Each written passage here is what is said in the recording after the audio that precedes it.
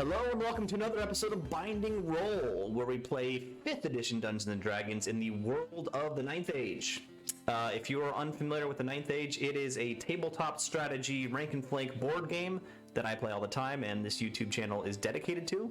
If you're interested in that, please hit the link in the description below.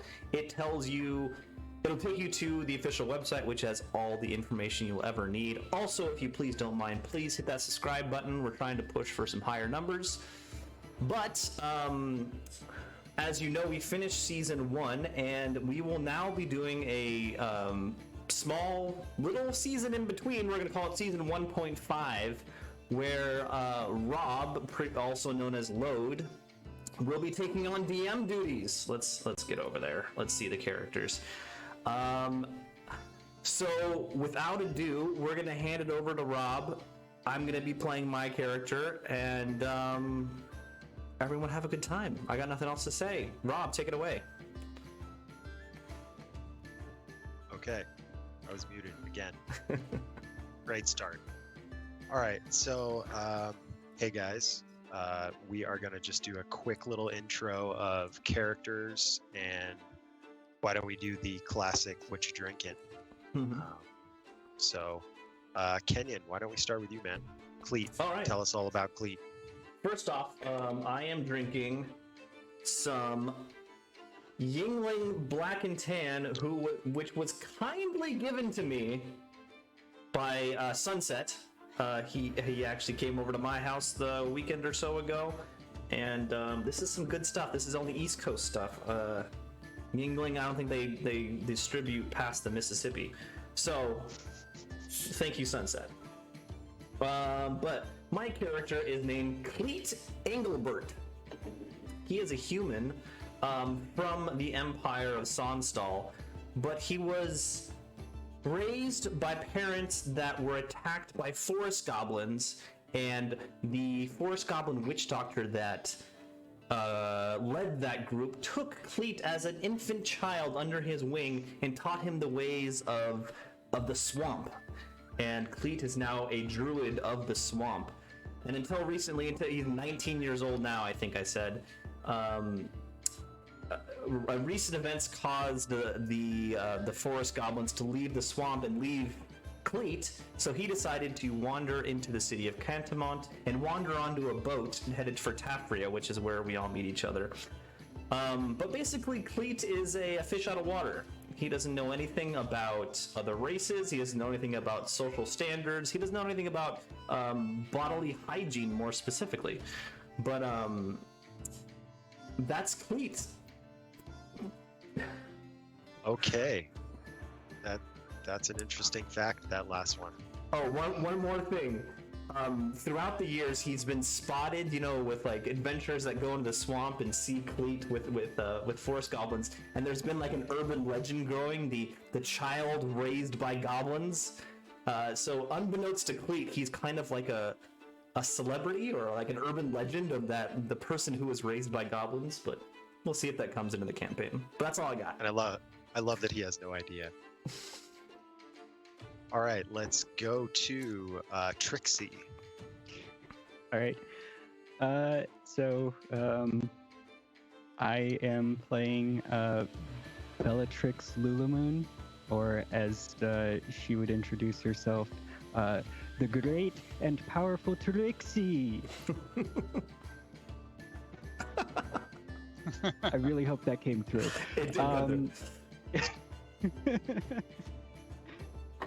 Theme music. So, yeah, she is a traveling stage magician,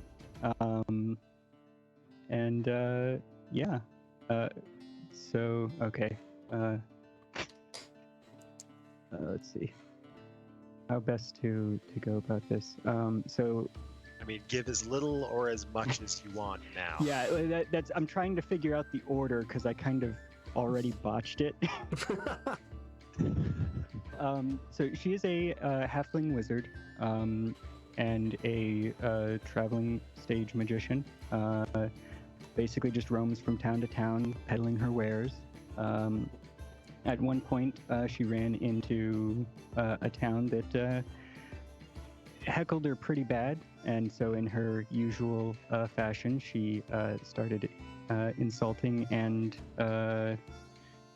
ridiculing them right back. This didn't sit well with the townsfolk, and they ran her out of town, destroying most of her belongings in the process. Most notably her stage cart. And she joined this campaign because there was money involved. She wants to get her cart back. Okay, awesome. And then as for what I'm drinking, this is the last of the sour that I have been talking about the last who knows how long. And once that is done, I will be drinking this. It's from Umanhum Brewing. It's a local co-op here in the Bay Area. It's called Three's a Charm Pale Ale. And it's actually my stepdad is part of the co-op, so Oh, nice. we'll see how it goes. Cool. All right, let's go with, and correct my pronunciation on this, Veracus. Perfect. I am drinking this. Always a win. Ooh, I like Perky is basically a high elf who's disenfranchised with the pomp and circumstance of his homeland and just set out to Cantamont and beyond to have a little fun and adventure and make a few bucks and not get stuck in court politics and this old guy and that old guy and yada yada. He's more of a borderless, languageless wanderer. Nice. Okay. A high elf after my own heart, if I had to be a high elf. Never mind. We'll get to that later. And then we have Perky. Right, so I'm Perky Namfudal Turin, gnome artificer of, like most gnomes, like to tinker with things, but was drawn to the workshops of the Empire, where they get to make the really cool things, or the big guns. And for this campaign, they had asked the Empire for technical assistance, and Perky, very enthusiastic, super excited thing, but the humans in the Empire workshop we're just so tired of her just not shutting up. It's like, all right, you go. This will be great for you.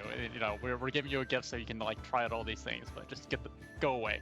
And so Perky's super excited on being able to work on things and testing things out actually, because it's cool making a shop, but you do it because you want to see what happens when things blow up. So yeah. Oh, and I'm drinking an Alpine beer. That's a local brewery in the San Diego area. IPA. Oh, there we go. All right. Sweet. And then I am drinking one that you've seen before, is the 801 Pilsner from Uinta Brewing Company here in Salt Lake.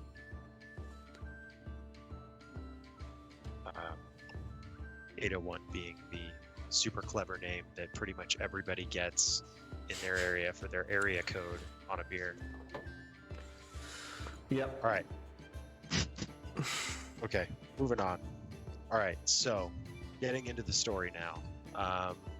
So as we join the story, the four of you have been in Tafria for the last, let's say, 3 months. You were working in the Equitanian colony of Port Rayode, and Cleet, if you'd like to go to that map real fast for me. Sure. So there you see the 9th Age world map. Port Rayode is here where I'm pinging.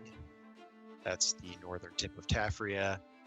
And then you are on the last night of the return journey from there. You've been working for a company that isn't really affiliated with Equitane or the Crusades in any official way, but they supply, weapons, goods, whatever, just to. It's a big thing that happens, the Equitanian Crusades, and there's a lot of people who are trying to make money off of that event. So people just kind of pop up selling their wares. And you guys have been working as, with the exception of Cleet, who I believe has kind of just been walking around, or the Tafria for a little while. You guys have been working as kind of muscle and labor for this venture that's supplying the Crusades. But that brings us to where we have the other map. That up. Guys. Okay. All right. So this is, as you can see, Cantonmont on the left side. The dotted line is your route to Cantonmont. You are on the last night of your journey. You're expecting to get there sometime in the morning. And where we will actually begin the story is where the big black X is. It's where everything gets started. So here we go. You guys are all sleeping, by the way, just for the record. And why don't we go ahead and everybody make me perception checks. Ooh, perception. Oh. Perky's got 13. 19. Oh. 19 for Cleet, nice. Trixie 17. also rolled 19. Okay, and then what did Veracus get? 17. 17. Okay, so everybody except Perky wakes up. You wake up to above the decks the sounds of commotion and fighting, shouting. Kind of hear muffled shouts of they came out of nowhere, and that boat wasn't there before. They didn't approach. They were just there, and you start to hear the sounds of battle going on. What do you guys want to do? Everybody except Perky. Actually, you know what? Go ahead and roll initiative. Oh, The ones right off that the have bat. woken up. So do I just get like initiative 0 because I'm asleep? No, Still? you'll roll and join in on the initiative when you Okay. wake up. So roll when I wake up. Yes. Okay, you let me know when I wake up. Actually, never mind. Roll now and you'll do perception checks then. Okay. My bad. I rolled an 8 for Goodness. initiative. 20 for Vargas. 16. 15 What Perky. have I done? I don't even know how to set up an initiative order. So you right click fine. on the tokens for us, and you say add to turn. I think is the first option. Okay, so let me throw those tokens. Or paper. They've been doing it for decades. Or just use a piece of Wait. paper. That works too. Right? Yeah. That's so old school. Oh, right. All right. We got a Cleet. We should use a quill. That'll be awesome. Veracus. I'll work on that for next time. I have a fountain pen. That's close enough, right? I mean, Yeah. it's not very close for me, but and an Erky. Okay, so you guys are all sleeping. We're gonna call these bunks. You're on the lower level, and then. Oh, I'm putting these on the wrong layer as well. Yeah, I'm still looking at the region map. Yeah, bear with me, guys. I am new at this roll 20. Take your thing, time. so- Don't What's worry. wrong with you? Yeah, being damn, and then also having to learn the UI for this. Sure. Token layer. that helped. All right, Someone wake me up. add turn. You know, I know you don't know me, but like, you know. You guys are acquainted with each other. Hey, stranger. Danger's here.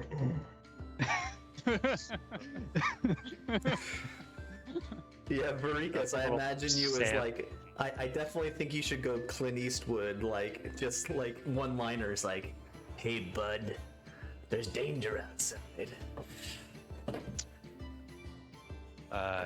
Swamp Swimmer, where is the initiative tracker? Oh, here we go. It should pop up when you, yeah, there you go.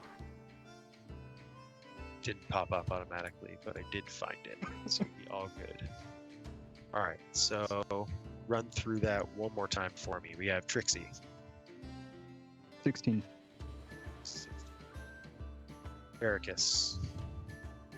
20. Fleet.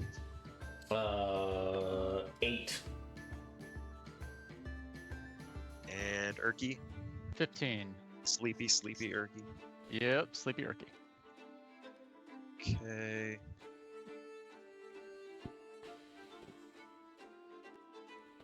All right, so Ericus, what would you like to do? Move the, we're still Staircase. looking at the overall map, so move the little characters tab Oh, onto, my bad. yeah. Well, everything's set up for you now. So There it's we go, beautiful. look at this. Ooh. I love this So map. Yeah. Oh, cool. Boats. Yeah. Are we chained to Lower the level. oars? No, you're not. Was that no? Oh, okay. Pretend the oars aren't there. Cool. Okay. Okay, last thing you should do, Rob, is right-click on each of those tokens, and then you can give permission to each of us individually to move them. Gotcha. I think it's just in the options. Like you do right-click and then options, Settings. and then Here it's we go. yeah. Controlled by. Select. Trixie. Controlled by. Key.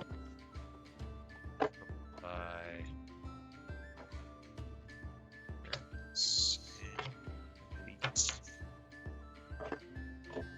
Okay, you guys should have control of your tokens now. Haha, it works. Okay.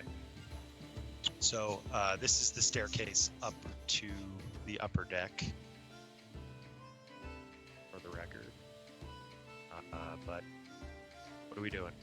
Ignore these things over here. We're just gonna say they're not there, and that you guys are in bunks, not on like benches. We're not lashed to the oars. Trixie wouldn't stand for it anyway. Okay. I'm gonna draw my sword and start walking up the middle here towards the stairs. As I pass by, I'm gonna kick Erky in the feet. Wake up, sunshine. Nice, Erky, you are awake. Huh? What? Oh. What's going on? It's still night out, right? Is it morning already? God, I just felt like I just went to sleep. Okay, I'm the just- sun I'm is just sitting- barely coming up, and you can see it up the stairs. That it's just dawn. I'm sitting in the corner with a big smile on my face, like I don't know if I was sleeping at all last night, but I'd say, well, friends, it looks like something's going on upstairs. I'm excited. Okay, I like Cleet's energy. So, Erky, it is your turn. Yeah. Wouldn't it be what's- Trixie's You turn? awaken. Trixie Oh, at sorry. 16? Oh yeah, It's just you have not to. in- Yeah, you have it's to. not in the order. There you go. All right, it's Trixie's turn. All right. Like I said. So, upon hearing the commotion going on outside, completely dismissing the fact that it sounds like battle, Trixie will not stand for this, and she's going to march angrily up the stairs, following. Yeah. And I have no choice but to follow behind the stairs because I am too small to see beyond them or move them out of the way. So I have to wait till the big people move out of the way so I can do something. We're the same Um, size. Are we? Yeah. And then the halfling, yeah. I just follow along behind everyone, kind of We'll like. just say I'm half an inch shorter, and that really bugs me. Alright. I'm kind of following along, excited for what's going on, just smiling, like not really caring, but like, oh, this is exciting. It's probably made worse by the fact that Trixie specifically like stands super tall, trying to be bigger.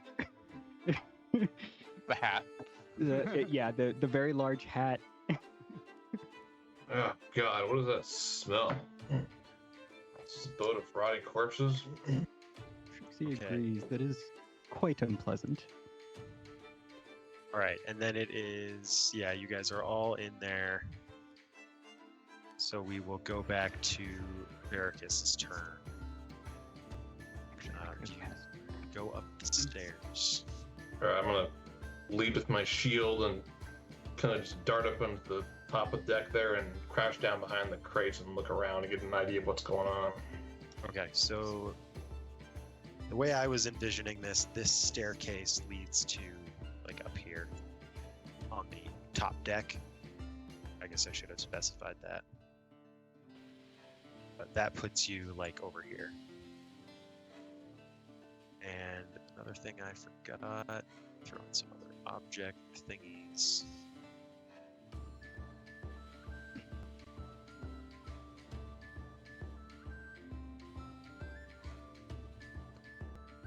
Am I in a legal location? Yeah, totally good.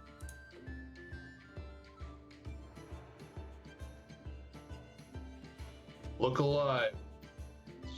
Some kind of crap on the deck. Swapped over. Okay, then it is Trixie. Actually, I guess I should describe this. Veracus, as you come up onto the top deck, you see some of the sailors, which have not yet been drawn, already engaged with these kind of 4.5 feet tall reptilian humanoid lizard guys with little shields and javelins, sort of spear javelins.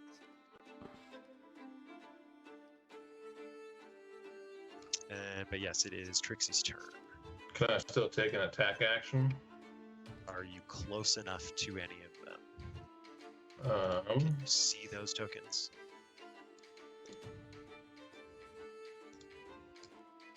These guys over here.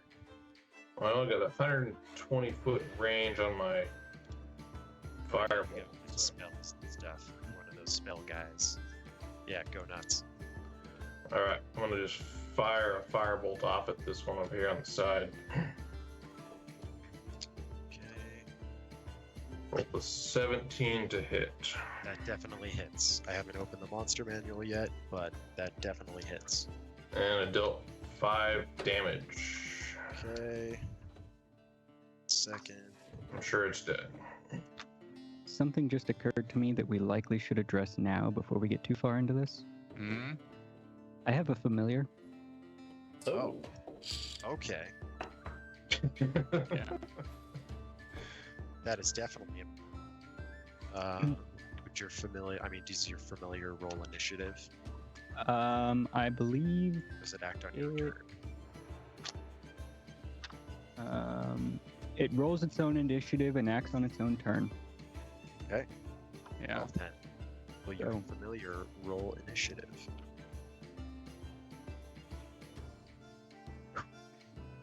Technically, my familiar should have been going first. That's a nat 20. Okay. I don't really have.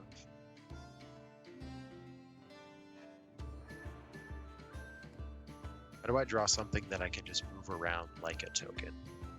Why don't I Is just it do that? shape? Or... Yeah. I'll just do that because then I can move it around, and since I should probably be doing that anyway. Let me change the color because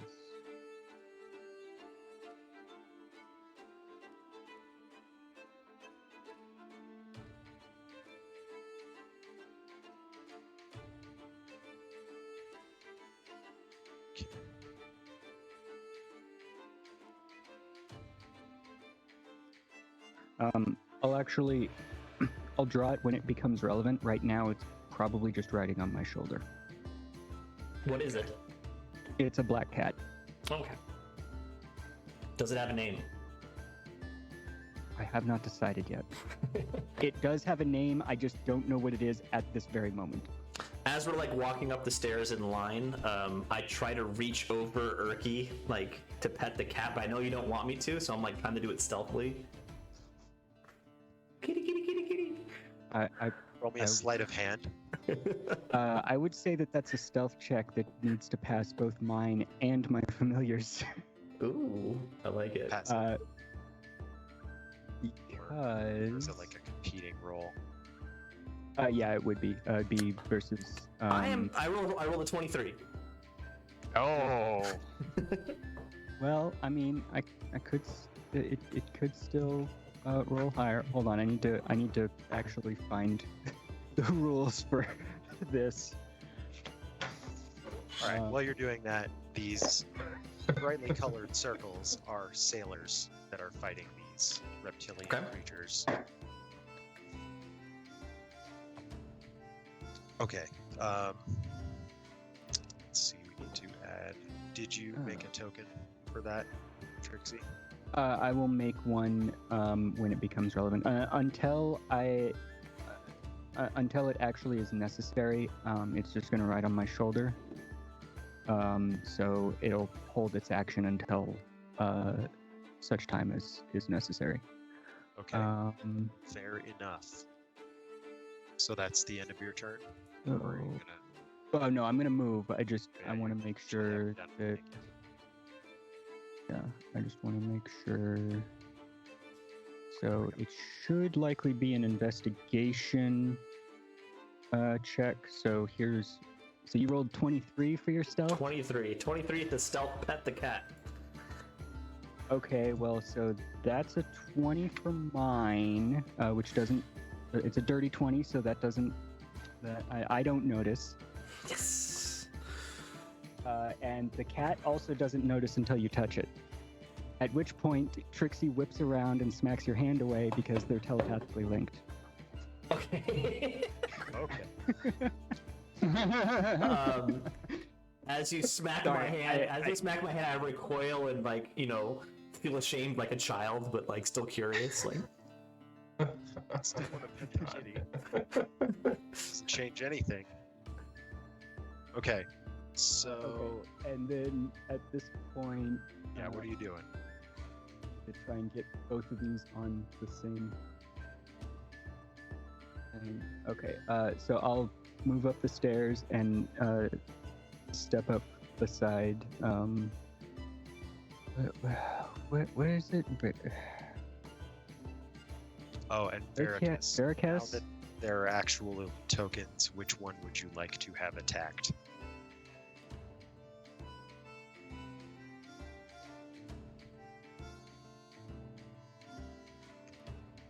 Veracast.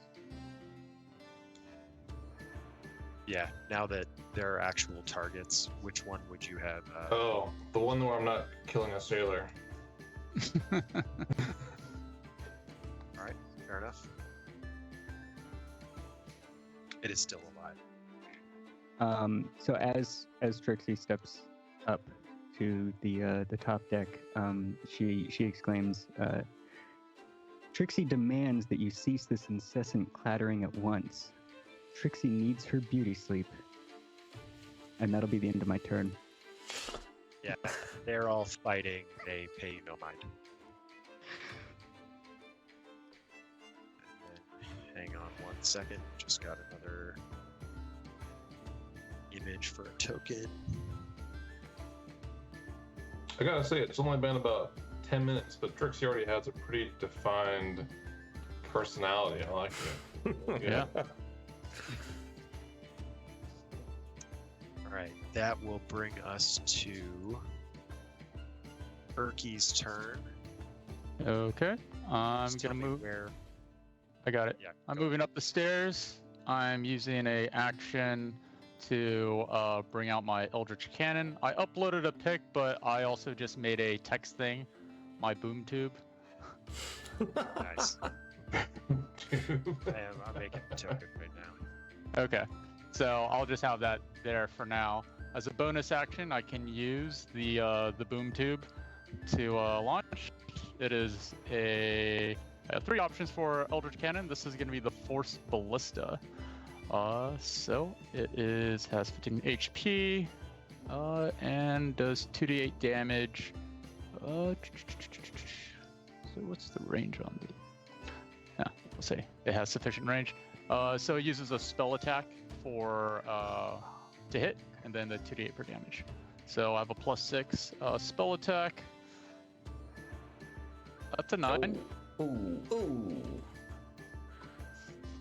That does not hit. Does anything have like less than 10? Like a bird, maybe, or just... The deck of the ship. Yeah. Let me just get control of that. All right. I pass. All right, so there's your boom tube token. All right. Thank you, sir. And that acts on your turn, right? That's correct. It acts. I can use a bonus action to activate it, and it also can. It can also walk, 15 feet during my turn. Yes. A walking cannon. I'm super excited because like I didn't get any action, so now I can actually like test these out on like living targets. It's awesome. No consequences. Great. Okay, Cleet, it is your turn. So I go 1, 2, 3, 4, 5, 6 to there.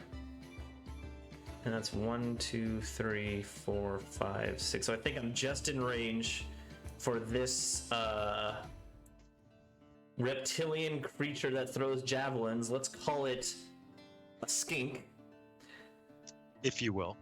Yeah. And I am going to cast Thorn Whip and extend a long vine out of my palm and whip it at the skink. I need to do a spell attack, so I roll a 15. That does hit. Ooh.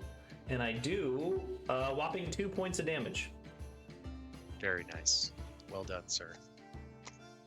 Okay, and then it is going to be the... Did not give them a turn. They're going to be basically after all of you guys.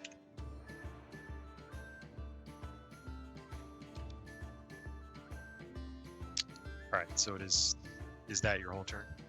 That is no. With my last, with my bonus action, I say, Okay.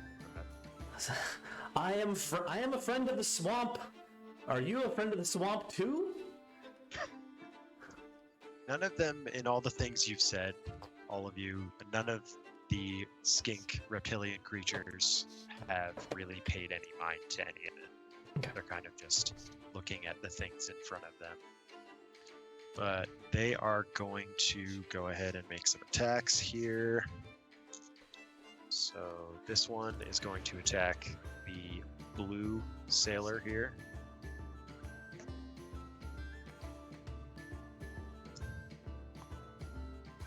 Alright, he misses. This one right here is going to attack the green one. He also misses. That one's going to attack red. Okay, he hits and does 6 points of damage to that red sailor. And then the last one misses. This one that hasn't attacked is going to run over here. Would you guys, before the next round of turns, before the sailor's attack actually, would you make me I'll make me perception checks. Can I make a perception check for my familiar as well? Why not? Perky, Cool. Perky got 10. And let's see. 21. I got Cool. 24. 24. Oh, Would this perception check involve smell at all?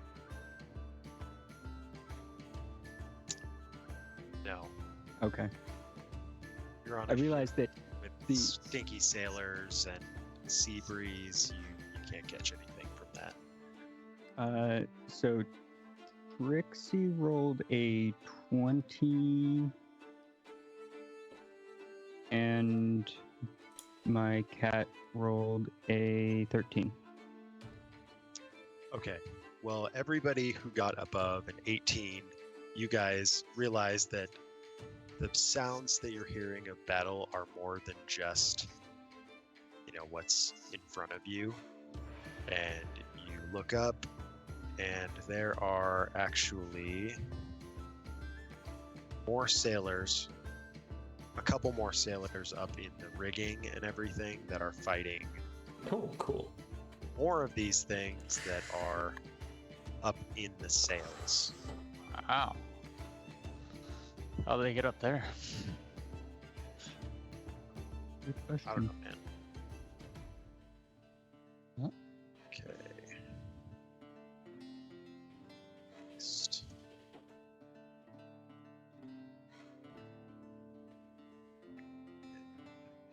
This one does not have a sailor fighting it. Alright, so now the sailors are going to attack.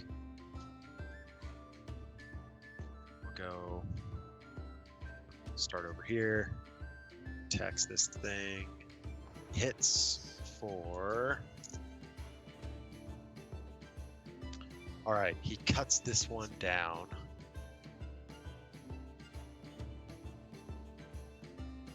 And then moves into help his buddy over here. Then that buddy does... Alright, kills that one. And two more. The other two both miss. The other two sailors. And the guys up in the sails are gonna attack next round.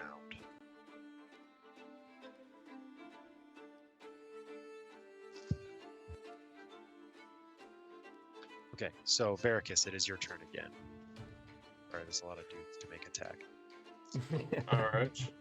I'm going to dash towards this skink. Is that the correct name we're using for 9 Yes.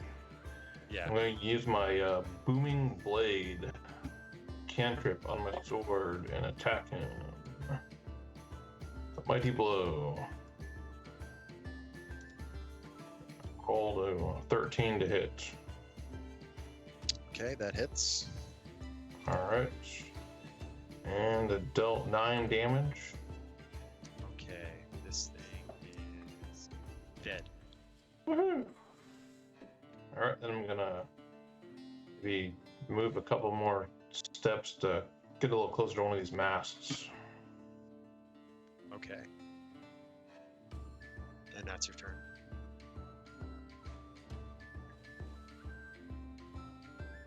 Is that the end of your turn? Yeah, that's it. Okay, just making sure. Sorry. Trixie, it is your turn. Okay. Hold on. I need to finish gathering dice. I didn't realize exactly Oh, how no. many. Oh, no. Not No, again. it's okay. It's okay. It's okay. I've got dice. 75 d6s. No. It's not d6s. It's d8s. Huh? It's d8s. I will need.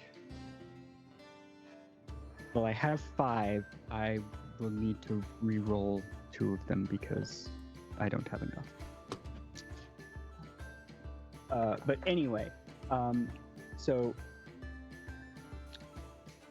seeing the complete lack of acknowledgement of her statement, Trixie exclaims, "Clearly, you need to understand the value of a good night's rest." And she's going to cast Sleep at the second Okay. level. Which is targeting which Uh, ones? Also So half. it's a 90-foot sphere centered on Okay. on me.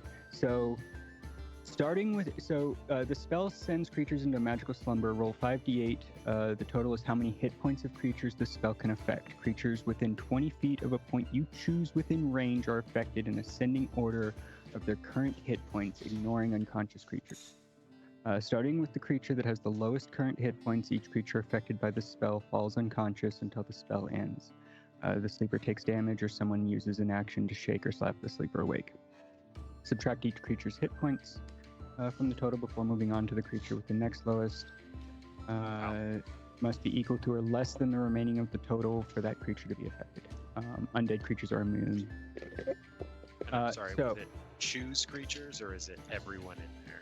It's Like, is it getting the sailors too? It just says starting with the creature that has the lowest current hit points Yeah, I think it's everyone in the Everyone targeted in that- area. in that target. So- area. You might want So- to throw out that circle. What No, I think it's what I would everything. what I would like to situate this as, because I can position it however I want. So it's anywhere within 90 feet of me. It's a 20-foot sphere. Mm-hmm. Radius or diameter? Within 20 feet of a point you choose. So Radius. Radius, yeah. So what I would like to try and do is get number one, as many of the ones that are in the rigging as possible. Oof. That is not a good place to fall asleep. Yes. But being that it is a 20-foot radius, I mean, how tall are these? Like, how far up are these guys? Let's say higher than that. You could position it like here and get 2 of them up Okay. there, but you can't get anybody on the ground as well. Got it. Okay. Well, I will I'll position it over here and get I guess those 4. Okay. So let Yeah. me roll this up and see how much we're doing.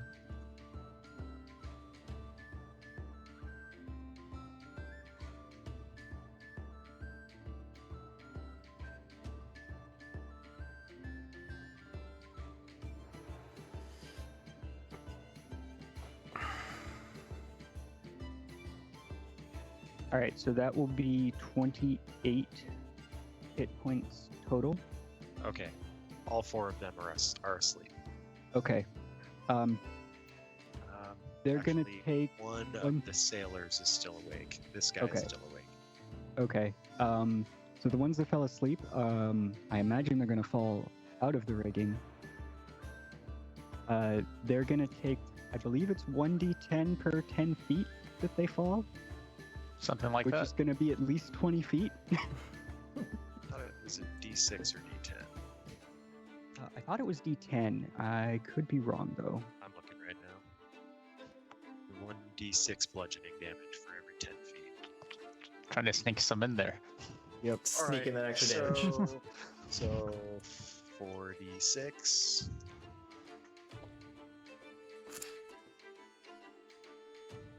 All right, they all fall onto the deck, and including this sailor, they all fall and they die. Oh god. Brutal. Trixie has a already concerned look on her Killing face. people who are technically on your side. I love it. Trixie has a concerned look on her face. She did not mean for this to happen. Hey, it's pretty good for a magician. All right. It's pretty uh, good for somebody who doesn't have any damage. I mean, maybe she's convinced herself that they'll wake up eventually. oh, Yes. For the record, you did 14. That was 14 falling damage each. Nice. Mm. Not too shabby. Yeah. Perky, I believe it is your turn. Okay. Can I do my bonus actions can that can be done before or after? I believe so. Yeah, you can do it in the order you want. Yeah. Okay. So point of order, though, What? I do want to move my familiar real quick. Go for it. Okay. Just real quick. yeah, just where is your familiar? Do you have a Right token? now, my familiar is sitting on my shoulder. Okay. However, what is the movement of? 40 feet. Yeah, that should be 10, 20, 30. Alright. Well, she's doing it. I'm targeting this one up in the mast with the the Force Ballista. That is a 14 to hit. Hope you're muted. What? Rob. Sorry. That does hit. All right. 2d8 damage. It does 3 damage, and it gets knocked 5 feet away.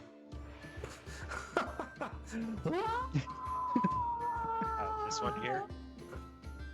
Yeah, this one here. Oh, on the- okay. Sweet. Yeah, that one gets knocked into the water. So it takes no damage, but it is now swimming All right. down here.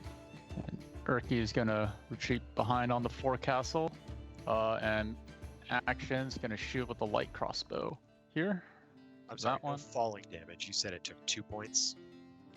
3 points of the force damage. Okay. All right. So Are you attacking the closest one? I'm Now? attacking this one from an elevated position on the board. Perfect. Because my familiar is sitting right by it, taking the help action. Yeah. So you get advantage on that So attack. your familiar can just kind of be wherever you want it to be. It can move 40 feet. All right, fair enough. It cannot attack, but it can take the help action, Can take the help action. So which allows him to get advantage on 20. So on advantage, it's 23 That hits. Yeah. with 4 damage. Okay. That again, that's targeting. Yeah, that one there. Okay. All right. It's my turn. Nice. I like your mechanical turret. It's pretty baller. Yeah. Cleet, what are you doing?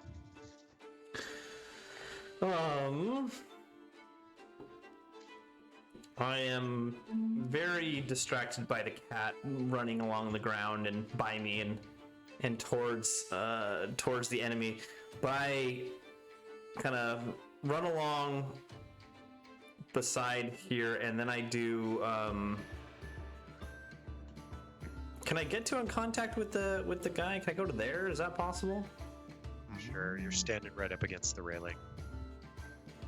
With my bonus action, I'm gonna cast Shillelagh, and I pull out my wood stick, and it bristles with swamp energy, Swamp energy. and I hit him. I hit the skink. It's like, Okay. I'm sorry, swamp friend, and I hit for an 11. That misses. Oh, You also get, I believe, you also get advantage from the help action. That you're targeting the Oh, same yeah. one. yeah, the same one. So Yeah. yeah, The cat's help just like action is still distracting it, going on. essentially. Right. Help action is still going on. So All right, so with advantage, I rolled a 17, That Oh, hits. nice. and I do 7 damage. Okay, that one is dead. And that's my turn. Okay. So now we're going to do another thing. Now it's the skink's turn. Or the lizardy boy's turn. Here's what's gonna happen. 2 more pop up. Oh on shit. The boat back spot, boat tip spot. So much for being safe around the forecastle. The boat nose. Technically. Who knows? The bow. But, The pointy part. Hmm.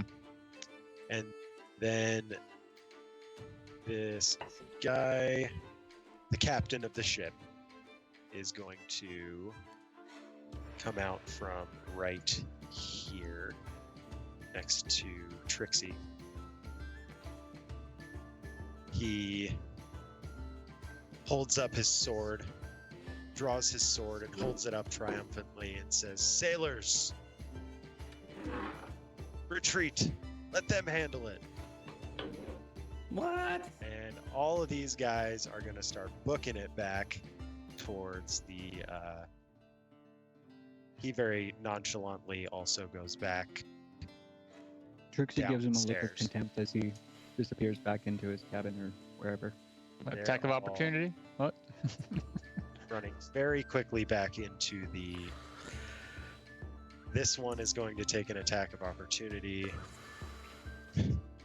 but they look very happy to have been given this order and let you guys handle it. He's Wow. hit and takes some damage, but he's okay. And this guy slides down the pole and is now standing next to Veracus. At the same time as all that, you also see at the side of the ship, on the port side, you see these two guys. They're much taller than the little skinks that you've been fighting. They have spears, big shields. They're probably 6 feet tall. But they boy. just jump over, kind of hop over the side, but do not do anything from there yet. Let's see. This skink is going to make an attack on Cleet. That's an 11 against That your doesn't AC. hit. Doesn't hit. Good stuff. The guy who got knocked into the water is gonna climb back up. Climbing is like half movement speed, right? I think so. Yeah, but it also, so it's half movement, but he's got to move however, whatever the distance, the height of the ship from the water is. Right. Yeah, in like a straight line. Yeah. All right. So he's like hanging off the side of the top of the railing right now, but he's not yet on the deck. These two folks are gonna move. This one's gonna move next to Erky and attack. Oh, what? I thought they just got up there. Yeah, they just got up there. They did. You know. They shouldn't get to attack. Yeah. Well, he just did. No. He rolled. He rolled an 18 to hit. I got 15 AC. Let's see. Wait. As a reaction, I'm gonna use cast shield. Okay. Which puts your AC at 20. 20. Suck it. And then this one is going to skirt around over next to Trixie and also make a hit, 17 to hit. That'll hit. You take 3 damage. All right. Okay, Veracus, it is now your turn. All right, I am going to dash along behind these cowardly urchins they call sailors. Adjacent to Trixie here, then I'm going to attack this lizard creature. Okay. And I'm using my booming blade. 15 to hit That hits. and 7 damage. It dies. All right, that's Maybe I will try to use the rest of my movement. Can I cut in between these sailors, or are they blocking the road? They're kind of crowding around the door, so you can get behind them. All right, I'm gonna try to like move somewhere a couple more feet forward to finish out my movement. And Trixie. Okay. Just because I want to do this at least once. So, I'm gonna recall my familiar to me. So it's now sitting on my shoulder. This would happen in between turns. And then, what I'm going to do is I'm going to cast Rope Trick. Having just taken some damage, Trixie no longer wants to be here. Fair enough. I touch a length of rope that is up to 60 feet long. One end of the rope then rises into the air until the whole rope hangs perpendicular to the ground. As the upper end of the rope, at the upper end of the rope, an invisible entrance opens to an extra-dimensional space that lasts until the spell ends. The extra-dimensional space can be reached by climbing to the top of the rope. The space can hold as many as 8 medium or small creatures. The rope can be pulled into the space, making the rope disappear from view outside the space. Attacks and spells can't cross through the entrance into or out of the extra-dimensional space, but those inside can see out as if it were a 3-foot by 5-foot window centered on the rope. Anything inside the extra-dimensional space drops out when the spell ends. It lasts an hour. Quick question. It lasts an hour, but does it move? I mean, it doesn't move, right? So the ship is still moving. It would, yeah. It would.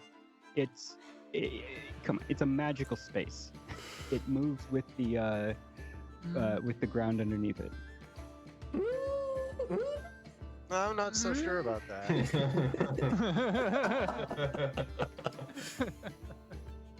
Let's see if there's any rulings on Consult the Q&A on that one. Yeah. So the ship is sailing, right? It's like Yeah, I mean, the sails are still up. There's not really anybody steering at the moment, but it is still slowly moving. That would be pretty funny. Go hide, come peek out the hole, and there's nothing but ocean. To get into that space, Trixie, you still have to climb the rope, right? Right, which would be movement. Yeah. Wouldn't that be an athletics check to climb a rope? I don't know. I mean, I have no- arguably it's a magic rope, Yeah. but let's see, rope trick.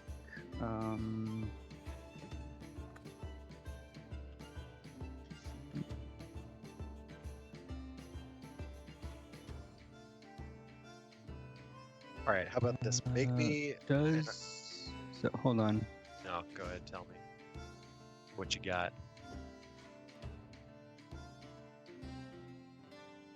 Okay. No. The most popular answer on on RPG Stack Exchange is that it would not move along with the ship. So then I won't be doing that. I would know this, and I won't be doing that. Makes a better story if you do. Yes. I mean, maybe but, you can play that to your advantage, but I mean, what direction is the ship moving? I guess it'd be moving. Forward. this Yeah. Well. Left to right, screen-wise, yeah. Yeah. But I think. I think I might have a better idea. I love the thought, though. It'll happen at some point when we're on solid ground. I have ideas on what to do specifically with rope trick. Should have ruled, figured it out after Trixie climbed up in there. Already committed. should have. No, the thing is, like, odds are she's tried this before with some sort of moving object and wound up in this scenario. So if the ruling is going to be that it doesn't move with the boat, then it's not something she would do.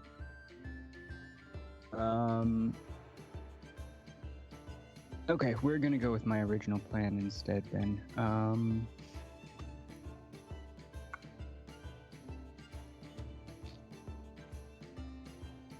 And I'm going to cast Grease. Great spell. Right here.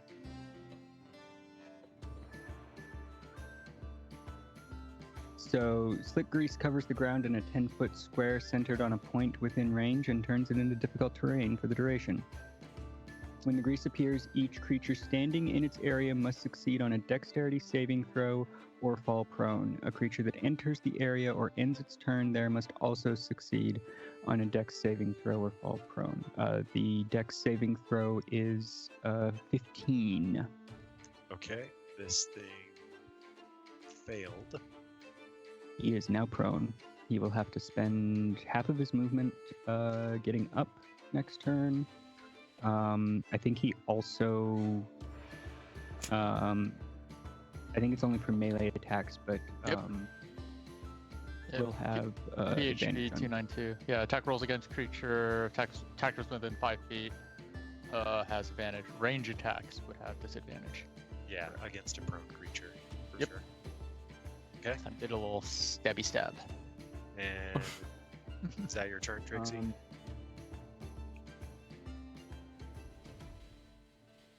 Yeah, I think I'm just going to stay there for now. Still just watching this crowd of sailors run by you guys down into the hold like scared little children. And we move to Erky. All right. Well, that's gonna make stabbing a lot easier. So I have advantage. Especially from your height. Right. So we got a dirty 20, assuming that hits. Yes. And Yes, sir. and 7 damage. Okay. It is dead.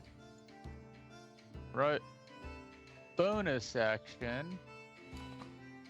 My little Eldritch Cannon can climb as well. 15 feet a turn. So I'm moving it up the mast. It's going to remain on this side, and it's targeting that guy. Using my spell +6. That is a crit. Alright. Uh-oh. Definitely hits. Probably So can max just say damage it's dead. plus Yeah. max damage plus another die. So yeah, that'd be 16 damage plus Yeah, it's D8. dead. It's totally dead. Just obliterated and blown off the bow. We're only res 2. Sweet. Alright. So is that your turn? Yeah. Okay. Cleat. The skink in front of you hisses at you. He does not want to be your swamp friend. With a sad look on my face, I look over my shoulder and I see the cat run back to Trixie, and I'm very sad about that. But I turn back to the skink and I swing on him.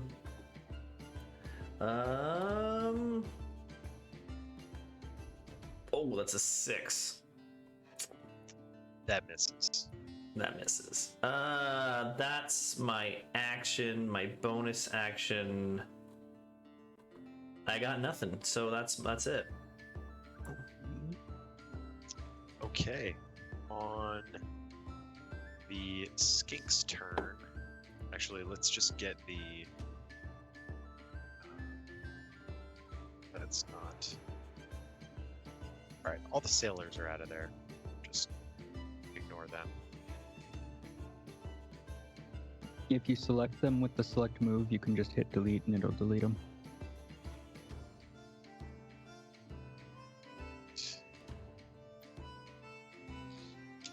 It looks like it's only letting me select them in the that I made them. It's Veracruz again. Whatever. They're not there anymore. Okay. The skink is going to attack Cleat. That's a 23 to hit. Oh, that hits. He pokes you with his javelin and does 3 damage. Ow. I squeak with pain. And then this one is going to pull itself over the railing and then run right here. And attack Vargas. 16. Miss. Okay. And then, as you see these guys kind of raise their shields, the bigger dudes kind of raise up their shields and kind of point their spears out to be ready for something, you see this homeboy pop up. Give you a look at what he looks like. Oh, wow. Okay. So you see this floating stone lily pad come up over the edge of the ship with this giant fat frog creature. You know, looks like a frog, but it's probably 4 feet tall, sitting on top of this stone lily pad platform. It has a staff with like some cattail things coming off the top of it, and is kind of ornately dressed. But it is just levitating and floats to right here. And his guards are gonna go like this. How high is it floating off the deck? Maybe like 3 feet. Not. Okay. It's not like 20 feet up in the air. It's just floating around because it probably can't walk. All right. After seeing all of that, Varicus, it is your turn. All right. Well, I think I'm going to try to finish off this creature here. Attack, using my booming blade, just in case it ever moves, it might get damaged again. Ooh, that's 12. 12 is a miss. All right. Then I guess that's it.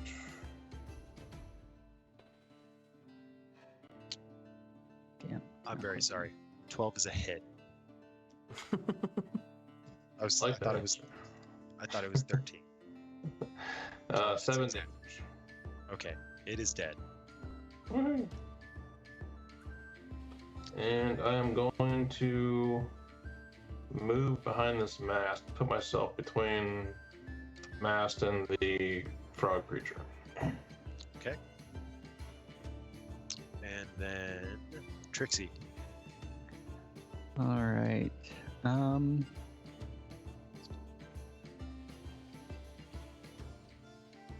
So one thing to point out, the grease does not require concentration and lasts for 1 minute. So this will be turn 2 of 10 that it will last.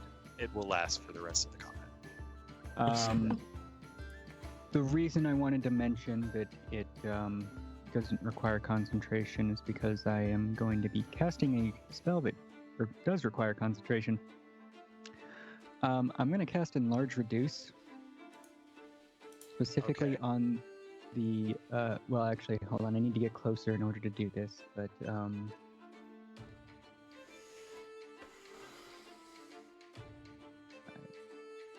okay, so I need to go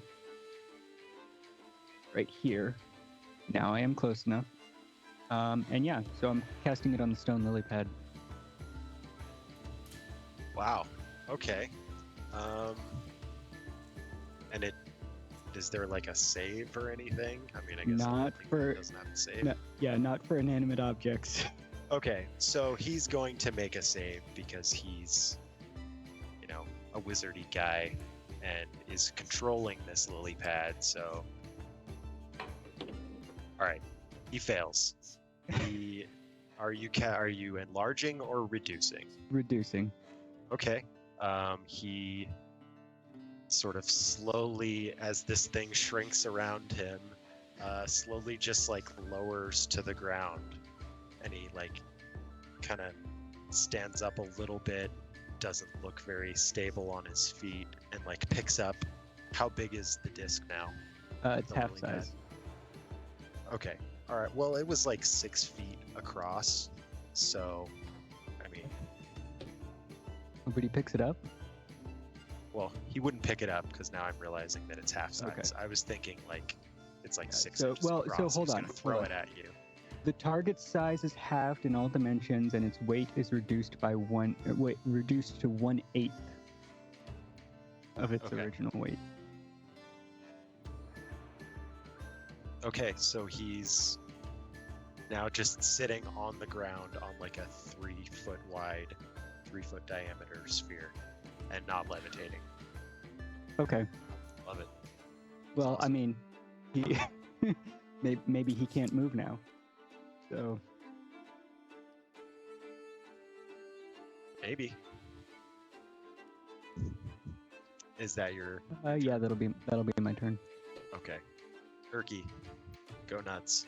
All right, Force Ballista, that is perched on the mast, has line of sight against our what I think is a Quato Lord, who is now on the So ground. proud right now. Sure.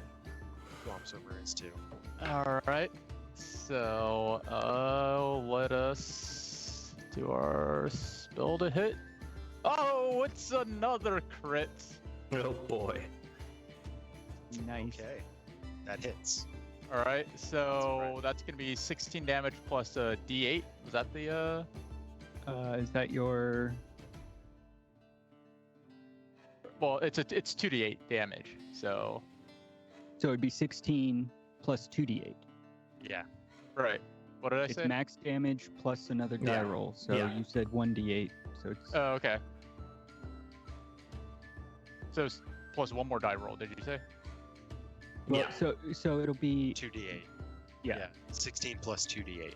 Okay. So 16 So plus that's 7. so I rolled a 7, so that's 23, and it gets knocked back 10 feet. Okay, it does not get knocked back. 5 feet. Going to use Fine. a resistance. Okay. And now for my regular action, I will take a shot with the crossbow. Wow.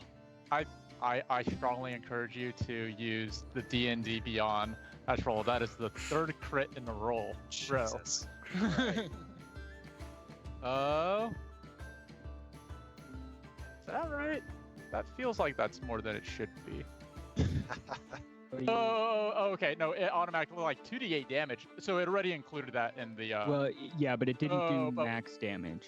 So max damage. Okay, so I should just. So All right, I'm gonna roll this. I'm gonna ignore this roll because it's gonna roll both.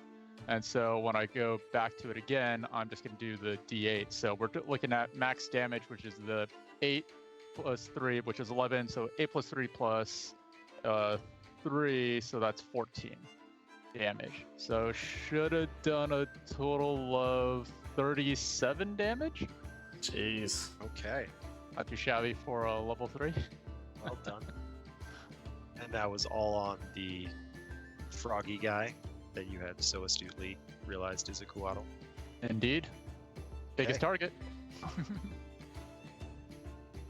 All right, Cleat. First I'm gonna do my action and swing on the skink in front of me. That's a 19 to hit. That definitely hits. And that is 11 damage. Okay, it is dead. I am then going to move to here and stand on the perch of the I'm assuming there's like hand railing there. I'm going to stand up on the hand railing, and I'm going to attempt to communicate with the Quaddle. through hand motions and signs of the swamp, I'm gonna say, "Oh great, Signs of the swamp.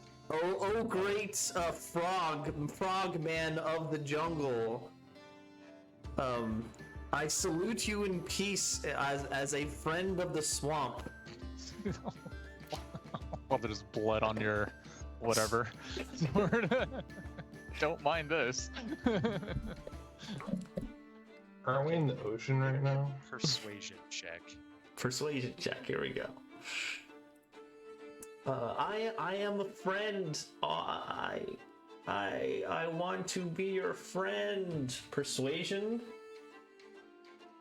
Yes. That's a 12. Okay. He just kind of looks at you and laughs, just kind of like a, Jabba the Hutt style.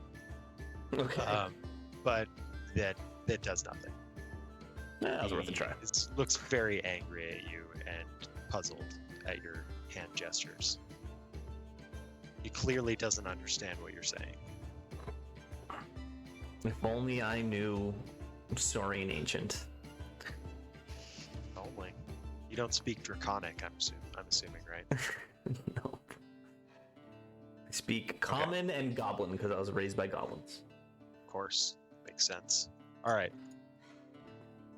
So, with that, the first guard is going to go over here and attack Cleet.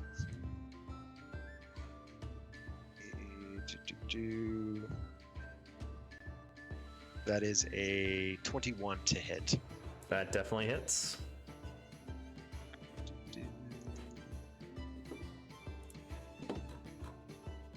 He does 6 damage.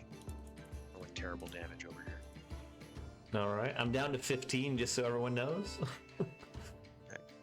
What? Oh, okay. This one is going to run up on Trixie and also roll an attack. It's a 12. That hits my armor class. Oh boy, look at that. That is another, what did I say? 6 damage. And I am at 11. Okay, so now the Quaddle is going to move. He's gonna kind of like shuffle himself down the stairs and then get to right here. And he looks really pissed. I'm because he doesn't have his imagining, knee pad what is it from Family Guy, the old dog that can't move its legs, so it drags itself on its front hands like this. It's very similar to that. As a matter of fact. Okay, he's going to. Hang on, let me pull something up right quick. Because I'm terrible at preparation and writing things down.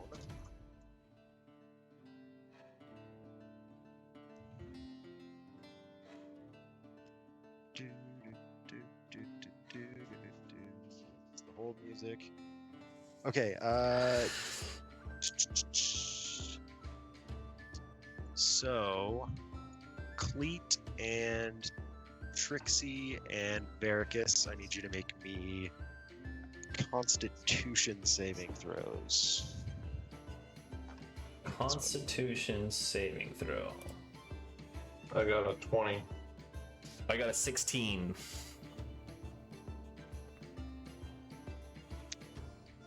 And Trixie?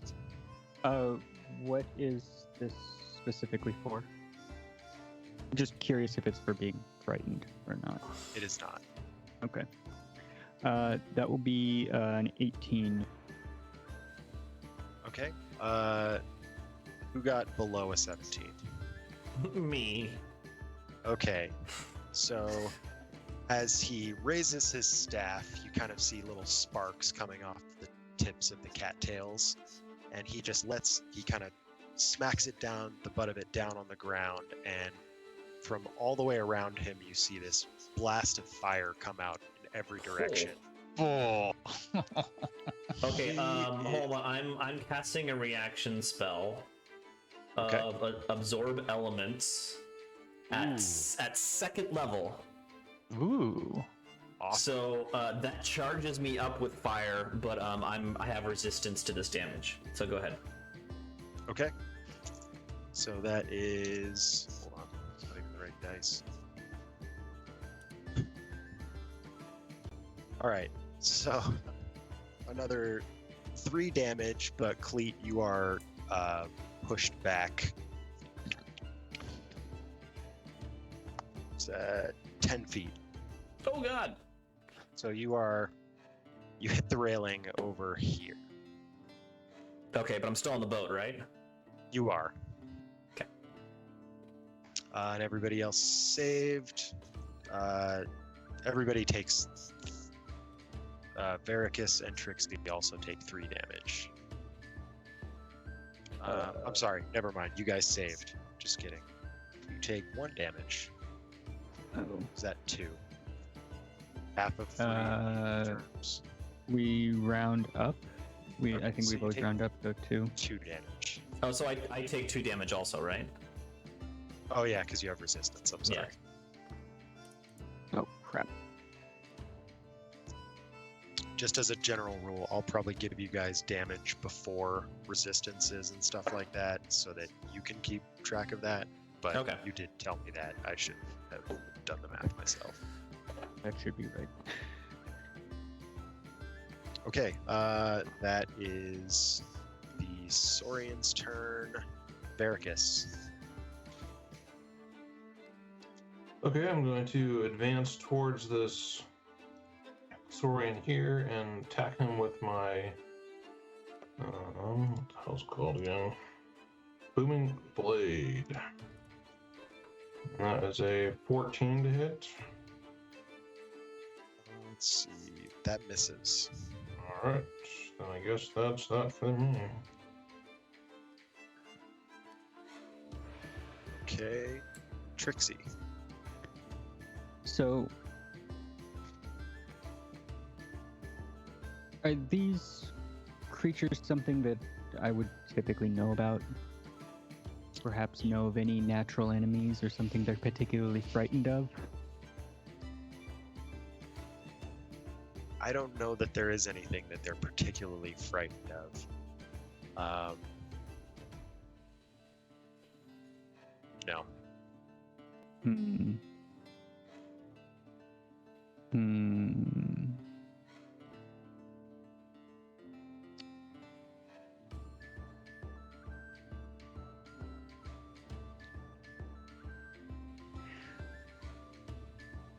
Okay. Then we're gonna do this. We're gonna go a little backstory-ish. I'm going to cast Minor Illusion. Now, I have improved Minor Illusion, so I can generate not only an image, but also a sound. Okay. So, Instead of one or the other. instead Nice. of one or the other. So,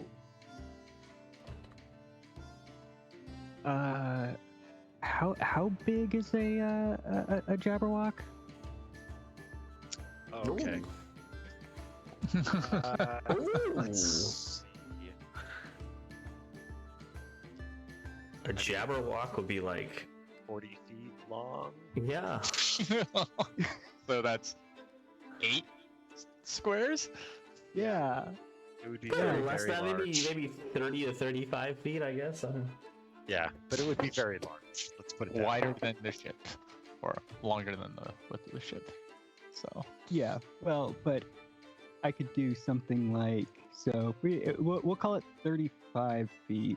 So 10, 20, 35. What do you think? 5, 10 feet wide? What are we looking at here? Yeah. Yeah, 10? let's go think- 15. Yeah. It should be. We'll go 10 just because it's easy. I mean, I can make it whatever size I want. I just Yeah. kind of want to make it as It close. fits the boat. You're all good. Yeah. So the image and the sounds of what would be seen as a Jabberwock appears there. Interesting. Okay. I mean, is there like something specific written into that spell? So you create a sound or an image of an object within range that lasts for the duration. Duration is 1 minute. The illusion also ends if you dismiss it as an action or cast the spell again. If you create a sound, its volume can range from a whisper to a scream. It can be your voice, someone else's voice, a lion's roar, beating of drums, or any other sound you choose. The sound continues unabated throughout the duration, or you can make discrete sounds at different times before the spell ends. If you create an image of an object, such as a chair, muddy footprints, or some chest it turns into, the image can't create sounds, light, smell, or any other sensory effects. Physical interactions with the image reveals it to be an illusion because things can pass through it. If a creature uses its action to examine the sound or image, the creature can determine that it is an illusion with a successful intelligence investigation check against my spell save DC, which would be 15. If a creature discerns the illusion for what it is, the illusion becomes faint to the creature. And I can create both a sound and an image with a single casting of the spell. Okay. So, in terms of like being afraid of it, which is what I'm assuming you're going for, right? Yeah, essentially. Right. So that's like wisdom saving throws, or does it have to be against your choice? Yes, I think it would be a wisdom saving throw. What's the basic rules for frightened? Hold on. So is it wisdom to be able to tell it's an illusion or not, or It's Wisdom an is against intelligence. fear, like the spell Yeah. fear. Oh, is okay. Wisdom saving throw. Frightened. That Testing doesn't my abilities here. really help. I mean, I guess. Oh, here I know what we can use. Let me look at the. Oh, okay. So Sorcerer. it would have to use an action to examine it in order to use her Right. intel check to determine. Otherwise, it's just they just assume it is what they perceive it to be. So, what I'm gonna, and you can, choose to use something else if you want, but the sorcerer does have at 18th level draconic presence, which can cause the frightened thing. So it would be a wisdom saving throw based on your spell save DC. Okay. Here's what we're gonna do. I will go with that. Here's what we're gonna do though, because Cleet, Barracus, and Erky have seen a bunch of really scary shit just kind of pop up on this boat so far. Why don't you each make me perception checks to see if you realized that Trixie cast this spell, or if you guys are also terrified. Ooh, I rolled a 24. I rolled wow. I rolled a nat 1. Is that good? It's really good. Perfect. That's awesome. I got a 10. Okay, Barracus and Erky, you guys are frightened of this image. Oh, you're a And- gnome, aren't you? So Oh. are these two guys. I mean, This you do have guy advantage on is not- intelligence, wisdom, and charisma checks against magic. I don't know if that helps. Gnome cunning. No, so I think maybe I would get advantage on if I took an action to investigate. Yeah, you rolled a net. Oh, right. You're yeah. terrified. That's assuming I'm not scared shitless and not just trying to get away. Well, Well, let's find out, Castic because agrees. it is now your turn. Okay. Unless, Trixie, you had something else you wanted to do. So No, I'm actually there is something else I want to do. Okay. Oh, Do Do that. No, quick. I don't want to do that. I was gonna back up, but that would be an opportunity attack. Yeah. I don't want that. So I It's your feel. turn. So You does are that mean like? frightened this much. So I am frightened. So Yes. frightened. If I am frightened, then there are rules for that. The frightened creature has disadvantage on ability checks and attack rolls while the source of fear has been line of sight, very much in line of sight. Creature cannot willingly move closer to the source of its fear. You can move What- laterally. Yeah. So Move Is into the grease still there? Are you gonna run into the grease? The grease is still there. the grease would make the grease would put me closer. So the big blue rectangle. That's the. Oh, I illusion, see, right? I see, I see. Yes. So trying to figure out like thematica on like obviously mechanically it would be better for me to investigate, but Thematically, I think it's more fun. to run away. Well, I mean, run away or I would probably just try shooting it. Ah. Makes sense. So oh I'm yeah, probably because you don't have to move away. You just can't move towards it. You just can't move any closer. Yeah. right. So I will try to hit it with the. I think it's disadvantage on all attacks. So regardless of source. Yes, but well, no, because your cannon is making the attack roll. It's a construct. It doesn't. It is not True, great. but I have to give orders to it like mentally, too. So I think the distraction is tied into that. That's the way I'm reading it. Make me a So wisdom check, or wisdom check. so on disadvantage, it's 17 to hit. Make me a wisdom check to see how well you. Oh, it's a 17 to hit. Yeah, never mind. It hits. Okay. Or except So- you're shooting It at doesn't- the image, right? Right, Yeah, I'm shooting Alright. at the image, and so I guess I'm doing damage, and do I notice anything unusual from because is the illusion displaying that has been impacted? Oh no. All right, well, I'm going to think that's a bit odd since got a solid hit on it, or I thought there should be a solid hit on it, and it should be moving, right? It should be moving 5 feet after it gets hit, and since nothing happened, that's weird. So I'm going to use I'm gonna investigate, and I have advantage on that because it uses intelligence, and I have no cunning. Ooh, that's a 9 and 11. You are none the Yeah. wiser. Yeah. Yeah, I don't beat It's your really your weird. DC. But you got nothing. You don't know enough about Jabberwock to know if it would be even affected by your cannon. Okay, Yeah. Cleet, it is your turn. Okay, it is my turn. First off, You're back. I run at this Saurian person. With my bonus action, I cast Healing Word at first level on myself. And I heal 6 points of damage, which is nice. 6. And then, so he is feared. Does that mean I get advantage to hit him? No. Damn.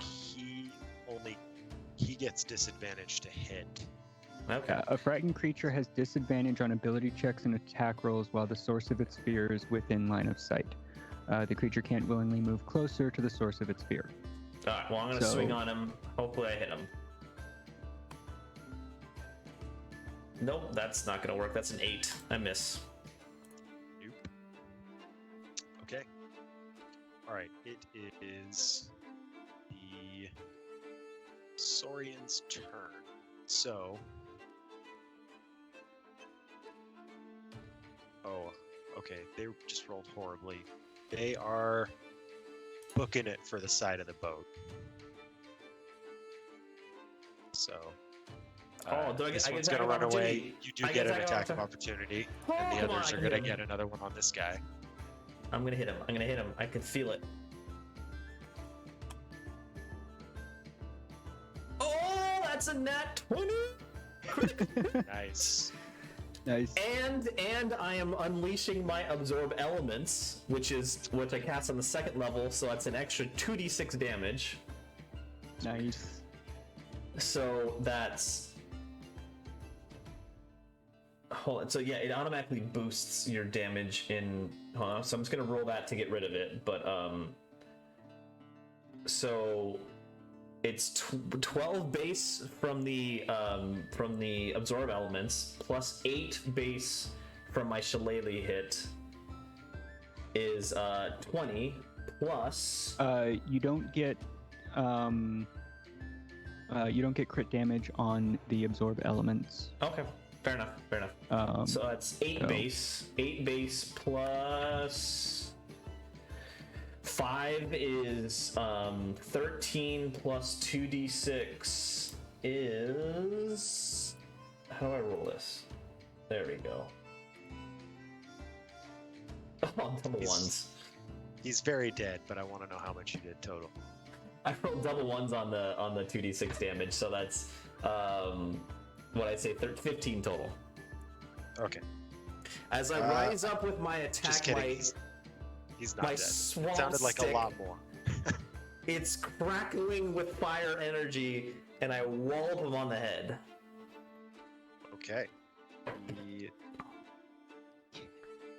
looks very hurt and very upset by that, but also terrified and still running.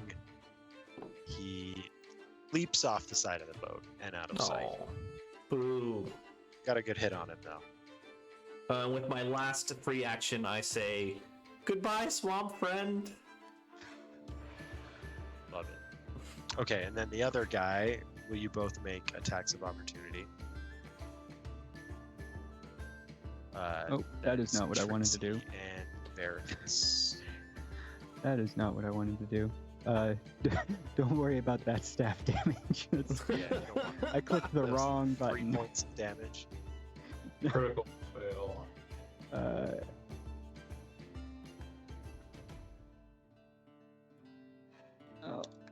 That. Well, lost that die. Nope. Okay, well, that was a nat 1 on the to hit. Okay, neither of you hit. Interesting. So unscathed, this guy jumps off the side of the boat and out of sight. That would have been a 15 if I had kept the dice that rolled onto the ground. But Okay, and then their turn was after all of you guys, so it's them next. All right, the Coatl, looking disgusted at his, so-called bodyguard, is going to go.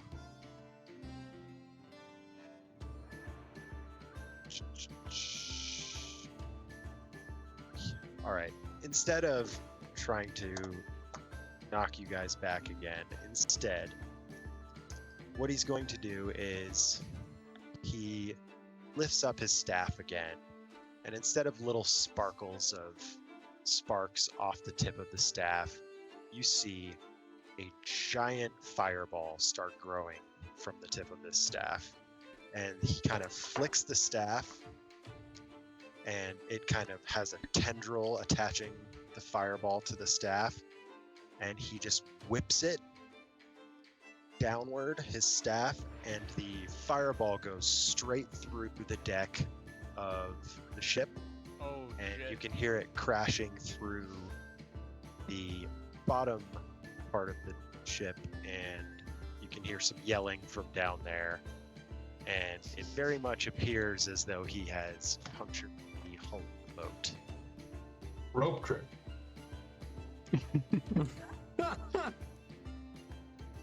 Unfortunately, I no longer have the spell slots to be able to cast that. Ruh-roh. So there is a. Let's see.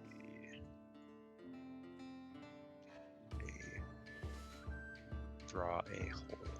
Is this perhaps also an illusion? Not. It's a big hole in the. Going through all the decks of the ship, basically. Right here. Oh, jeez. Now I'm just drawing more squares. But I do that all the time, boat too. the ship shudders, and you can kind of feel it start to slowly start sinking. Is it like in cartoons where like a fountain of water comes back up through the hole and like sprinkles? Sure, why not? That way you guys are 100% sure that he went all through the boat and it is sinking. Then he's going to do his. Let's see.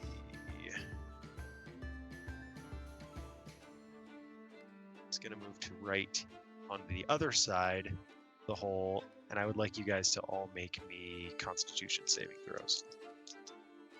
Including me, far away? Yes. Okay. Is Including it- me farther away? Yes. Body. Critical fail. Oh, I rolled a 18. 4. 14.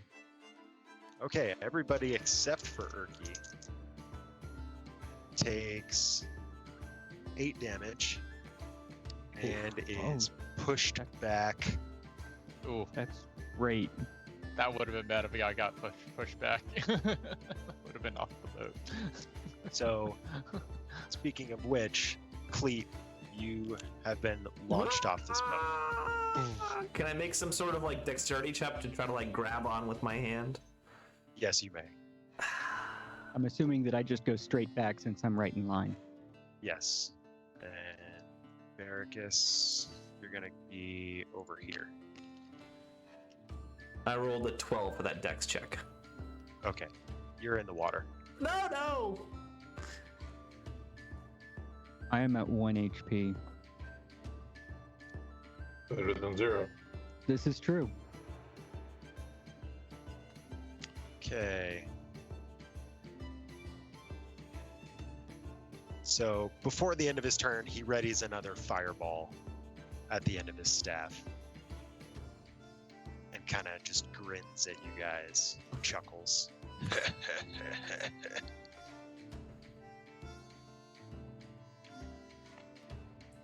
What a jerk. Why don't the... Well, actually, Barracus, make me a perception check, since it's your turn. Only a 9. Okay. Not great, but it's getting light enough now that you realize that shore is within sight. You can't see Cantamon, but you can see the shore. Look! Off the starboard side! Land! Abandon this junk heap.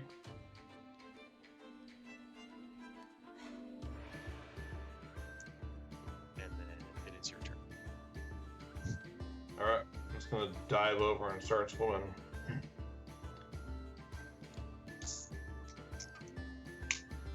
Eat my dust, swamp friends. Swamp friends. The boat's actively sinking at this point. Yes. Uh-huh. And Trixie, it is your turn.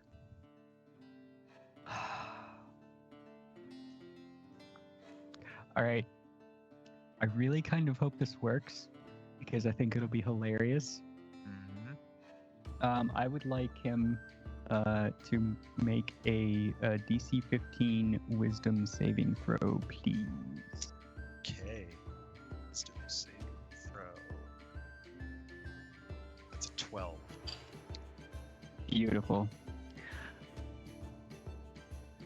A creature of your choice that you can see within range perceives everything as hilariously funny and falls into fits of laughter if this spell affects it. The target must succeed on a wisdom saving throw or fall prone, becoming incapacitated and unable to stand up for the duration. A creature with an intelligence score of 4 or less isn't affected. I'm assuming he has more than 4 Yeah. intelligence. Okay.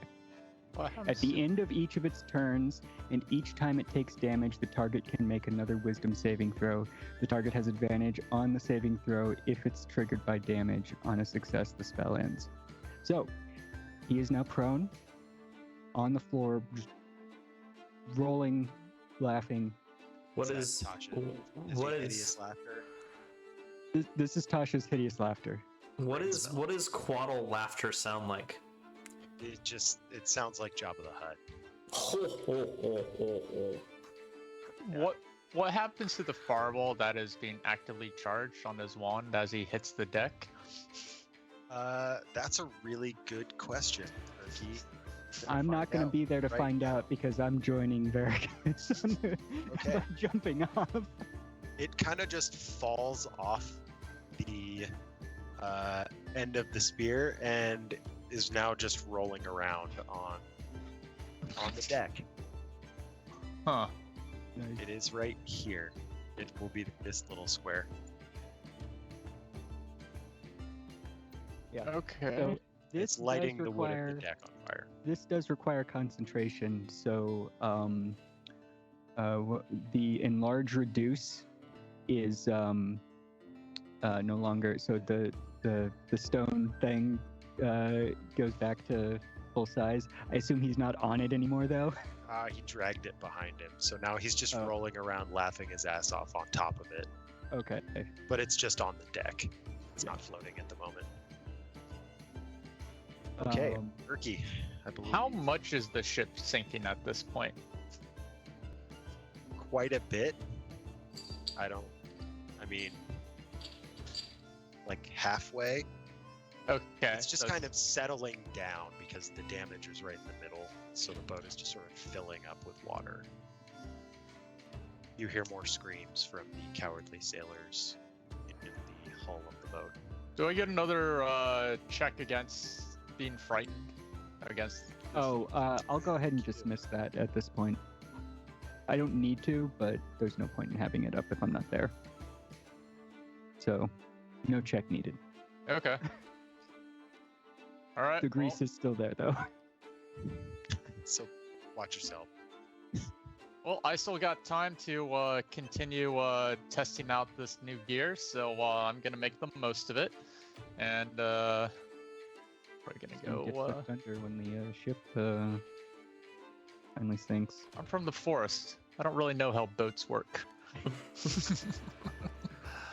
All right, so cannon 23 to hit. That definitely hits.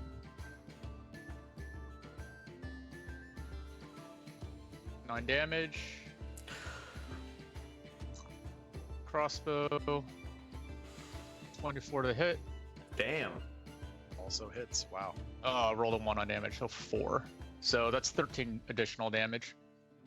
And it gets knocked back 5 feet. Oh, maybe. By force damage. Depending if you're inclined Into on the using that hole? resistance. Well, I guess it wouldn't matter. It's Huh? floating. Oh, well, maybe it's knocked off the lily pad. Wouldn't that be fun?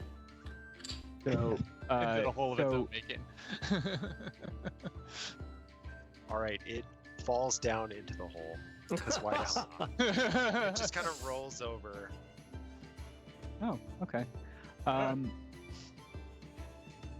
Though, because it did take damage, it does get to make the wisdom saving throw again. Oh, It's Twice. an advantage because oh, because it it was was damage. damage twice. Sure. are you doing anything else with your turn, Erky? Nope. You're Okay. not gonna jump off? Hmm? You're not gonna jump off with the rest of us? I'm not convinced that the ship's gonna go completely under. Okay. So, It's just getting a little bit lower. It's like an elevator. All right. Because I know what that so is. Everybody who is in the water is effectively out of initiative. You guys can swim away, you guys can do whatever, but you guys are out. Can I ask a question though first? Sure. Are the crewmen, are they below decks or are they still on the top deck? Oh, They're they're below decks. They're below decks. They're cowering Drowning. trapped down there. I know. I am going to. Do you mind if I make an action? No, go ahead. It would have been your turn next, so go for it. I'm gonna swim up to one of the portholes and just like bang on it and be like, friends, the boat is sinking. Please come out, friends. Please come out. So you in through there, you see a guy's screaming face, and you see the coatl behind him, Oh, just kind of treading water because he's now in water and isn't that bothered. He can't hear you through the porthole. So oh. Okay, I don't think Try. I have really anything Really I can do. try. Yeah. Okay, that's all I got. with his next turn, after falling down into the hole, you see the coatl rise back up Oh. with he's on the lily pad now, floating. It's full size now, and he looks pissed. He's got a fireball ready on the staff. Was it full size before he tried to exit the hole? Does it get Yes. stuck? No, it does not. Okay. I mean, you said It's much more dignified. you said it was 6 feet across, and that's only a 5-foot hole. Well, you see a fireball fly out before him, and then he rises back up. It makes the hole just big enough so that he can get out. Okay. It's now 7 feet wide, the hole. And he comes up with another fireball tethered to his staff. Mhm. He makes another kind of whipping motion, but instead of flinging it down through the ship, he's going to do something like this and just split the ship in half. Imagine like boy. Oh. a morning star, like a chain mace, but it's just a giant fireball, and he just whips it through the ship and splits it in half. He then lifts himself up and kind of just floats there as the two edges of the two sides of the ship start kind of folding in on each other, and Oh, it doesn't- tip and the aft of the boat are starting to go up. So it goes all Titanic. Yes, exactly. All Titanic. Perky, you are now, lifting up in the air as it kind of sinks. Okay. So, my action then. Yes, it is. All right, I'm gonna start. Well, so he's floating. I still got line of sight, right? You do. All right. Turret's gonna go up a little bit more, and I'm not super confident in my swim skills. I think it's safer being on the boat. Okay. All right. Force Ballista, 19 to hit. That's a hit. That is with 5 damage. Boo. Crossbow. What? 10 to hit. That's a miss. Alright. And I'm gonna crawl around, hold on to the edge, and get around this grease stuff, and sort of climb to the very tip of the bow, the highest point. And yeah, I'm just gonna wait and see what happens. Okay. He's looking very, very angry now. And at this Fine. point, he just he will cast spell at you. Okay. Nat 20. You're knocked back 40 boy. feet. 40 feet. He just launches you off this boat. You don't actually Okay. take any damage, but he just like kind of flicks his wrist at you, and you fly off of this boat. You said 40 feet? Sure. I mean, you're. Is you're that just still like, in range? Is that still in range of your telekinetic or telepathic connection with your cannon? Yeah, I think it's a 60-foot range for, but I don't know if I... yeah. I'm not sure if I can... if I need to be able to have line of sight at a target to target it. So each return using a bonus action can cause a cannon to activate when you're 6 feet. As part of the same action, you can direct the cannon. It says just shoot.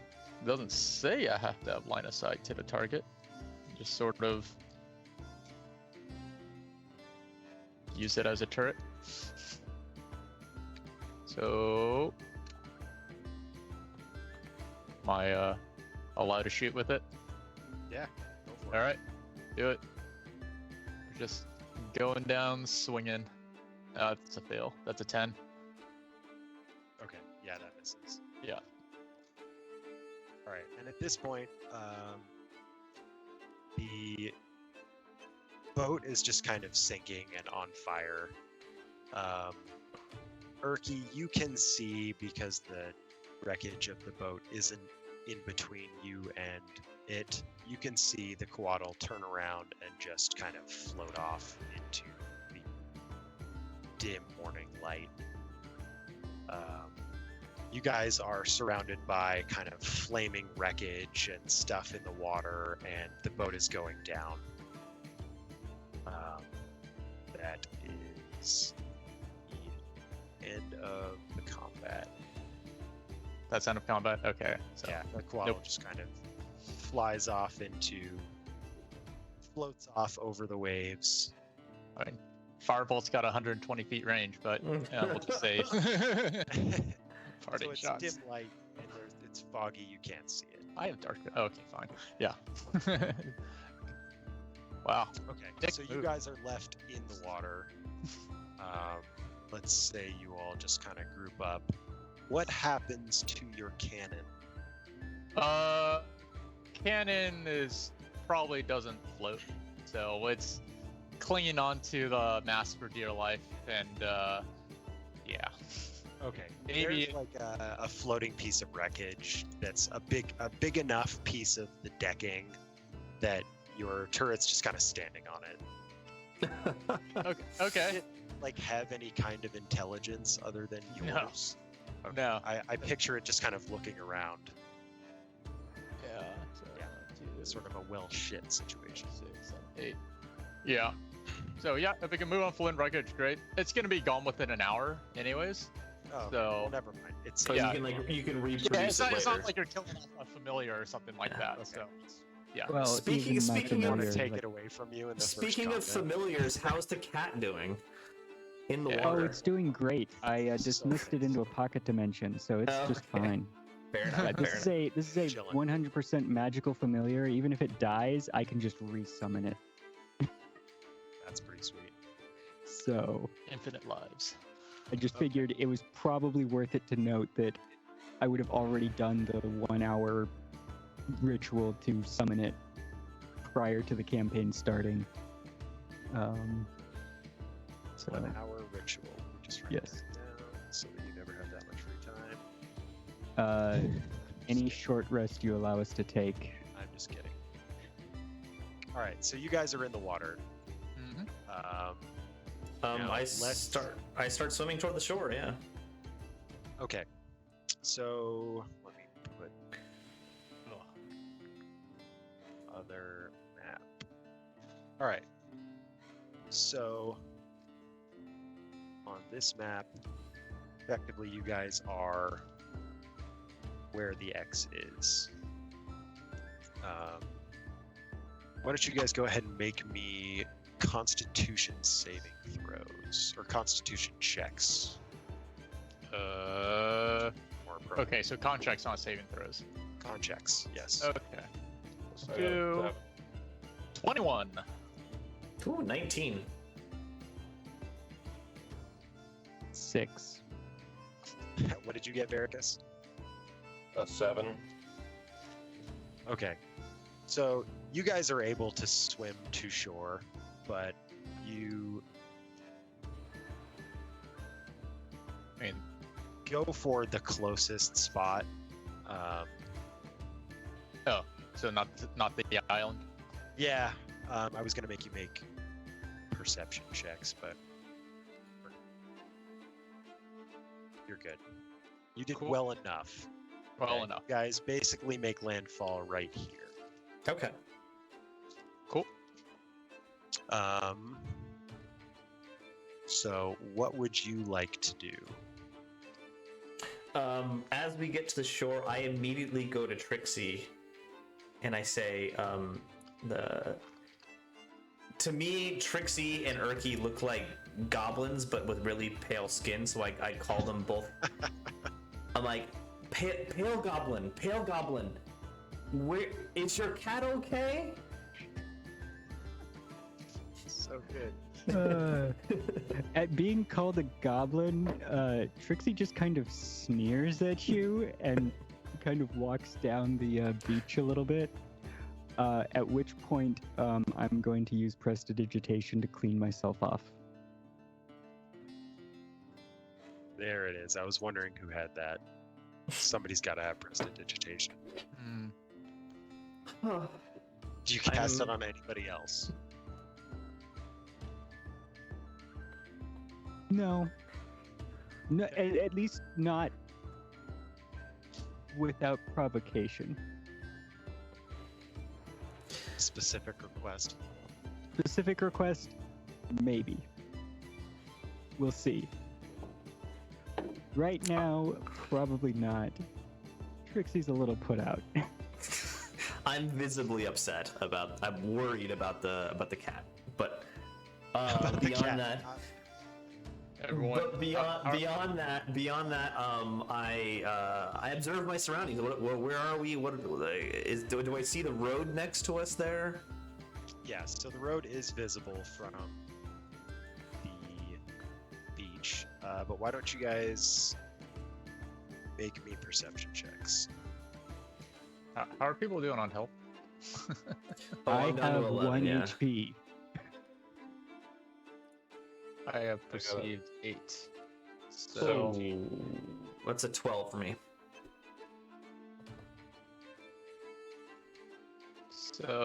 I can. 13 for me.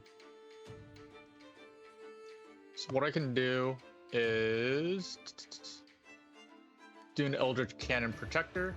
So that's going to use up a spell slot and an action, but we're out of combat, so that's fine. I looked up the rules on temporary hit points. It can't replace.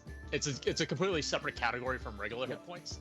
So, but for each action, I can try to do with 1d8 plus 4, and whichever is the highest is what you get. So we'll just call it that you get the full 8, because we'll just keep on doing it long enough until you get the full Yep. amount. Yep. And then so everyone get 12 temporary hit points. You can track your temporary hit points by just clicking on hit points on your sheet, and then there's a box on the top right that you can Yeah, put. there's a spot. Yeah, there's software. Yep. So Oh, we could always just take a short rest here, of course. That we could. Okay, so based on the perception check, Veracus, you see a sign on a tree kind of right next to the road that says Wilhelmshaven. North, this way. Did he say it with a German accent, like Wilhelmens? That would be entirely up to Veracus. It's not written with a German accent. You don't know that. I know this Maybe. Well, again, entirely up to Veracus. He's the only one who saw it, so. So wait, did you want to use short rest and use hit die instead of the cannon, or Yeah, I think we should take a short rest. I mean, let me see the character. It was a battle. It seems like a legit, and swimming to shore. seems rather tiring. What does Cleet think? This seems like a safe spot. We're next to water. We should sleep for a little rest. I'm tired myself, but I kind of lay on the ground. Kind of like I do a kind of animal movement and dig myself like a little burrow, a little nest area in the sand, and kind of curl up into it. He walks around in a circle a couple times. Yeah, like I will circle a few times, sniff the air, and then lay down. All right, so Cleet is apparently taking a short rest. Would you guys like to join him?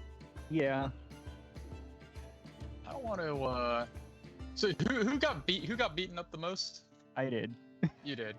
I'm But you don't have. Oh, but one you're of still 20. So. What does that matter? What? It matters. It depends on gear. So, well, fighter. So I'm gonna go to the knight. I think Say, we're all buddy, that's- spellcasters. What? Oh, well, like, are you wearing armor? Me? No. Why would I No. wear armor? Exactly. It would ruin the creases in my suit. So I'm gonna go to Veracruz and say like, so I have some of these tweaks I've been wanting to try out that can help improve your gear here. You did quite bravely, but could use an edge. Do you mind if I can I give it a go? Can I try do a little improvements, a little tweaking here? Define tweaks. Well, you guys are doing Plus- a short rest. I'll be right back. All right. Be +1 to AC, and then for your weapon, it will be +1 to hit, +1 damage. That's a pretty good tweak. I'm intrigued. All right.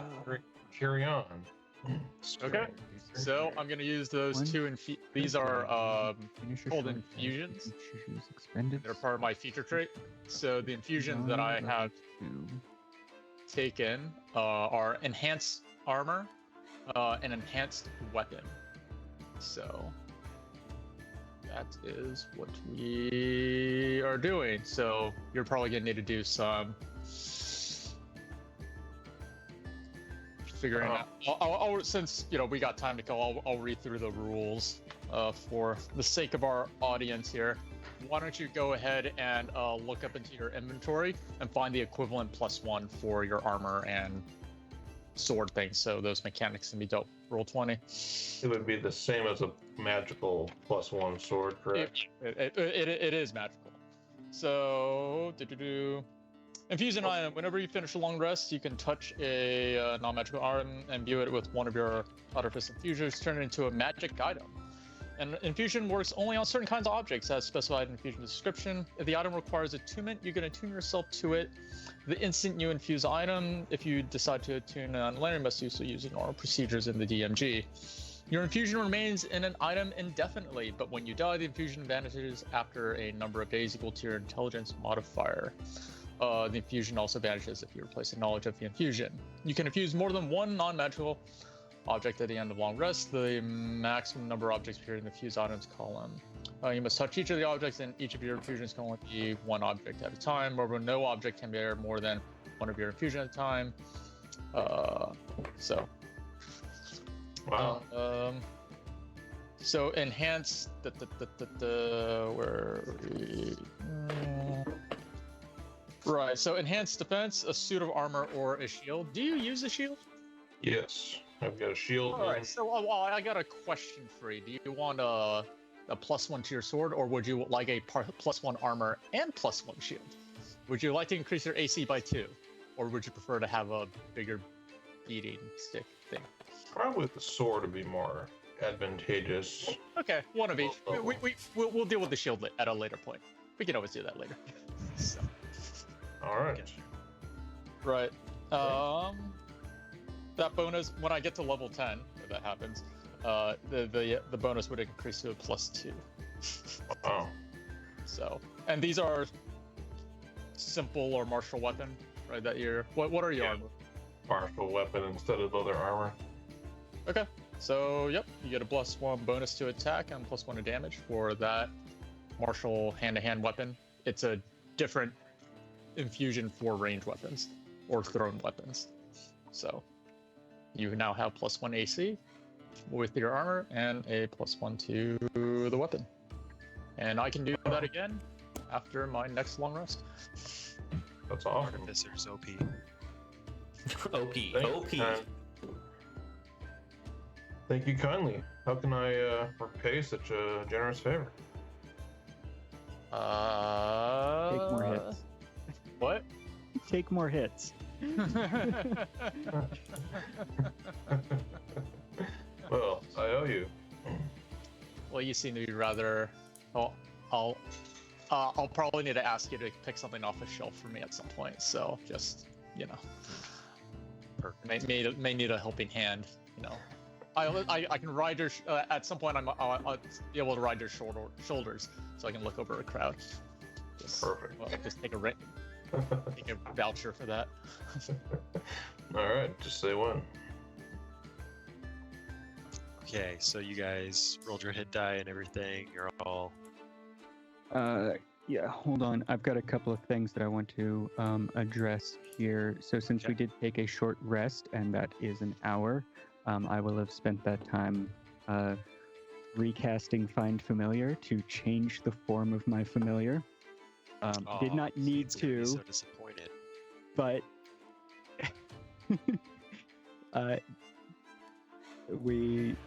my familiar is now a hawk. I've also decided on a name. Terribly helpful. Huh? How terribly helpful for scouting.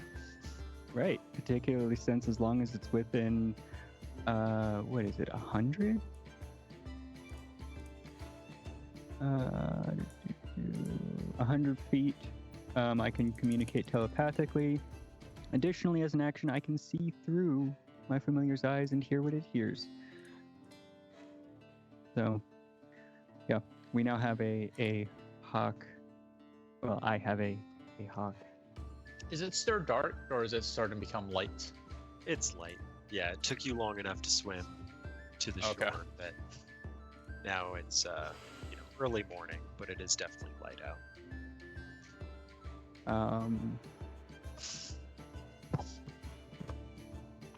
Yeah. Yep. So let's say the sign said 10 miles to Williams. When I wake up from my rest, again, I look at Trixie and I'm like, cat? Question mark? You see, Alright, the way that I want it to look is like she's got this really big, like, witch-style hat, and the hawk is perched on top of it. Like the point is kind of bent over, and the hawk is perched on top of it. Yeah, I don't see why not. We'll say the hat is stiff enough to be able to hold the weight of a fey creature that may or may not actually have any weight. But after I say that, I want to observe the woods across the road, the growling forest, and see if I'm familiar with any of the animals over there, any animals I can communicate with, and if I can tell if there's danger in that forest. Okay, I mean, there's like some squirrels and small animals, birds, and whatnot. Are you casting Speak with Animals? I don't have that equipped. I should have it equipped, but I don't. So how are you proposing to communicate with these animals? I'm not necessarily communicating with them, but I'm. I want to look for signs of like a safe place to go. I'm not convinced we should go north or south. I mean, I know you're having trouble speaking with the animals, but I can do that. You want to speak with animals? Yeah, it's part of the racial trait for gnomes. So speak with small beasts. You can communicate simple ideas with smaller beasts, like squirrels and rabbits and shit. Okay, yeah. So Fleet walks up to kind of the edge of the woods, and there's a squirrel standing there, and he's like making hand signals at it. And the squirrel just like kind of cocks its head. It's I really interesting, wanna do but it's something. not getting anything from you. Perky then walks over, and Do it, Trixie. Do it. yeah, go ahead. Opalescence, the name I've given my familiar, swoops in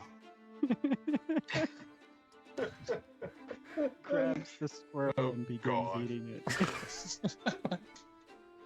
I scream out in terror. I scream out in terror and drop to my knees and yell to the sky.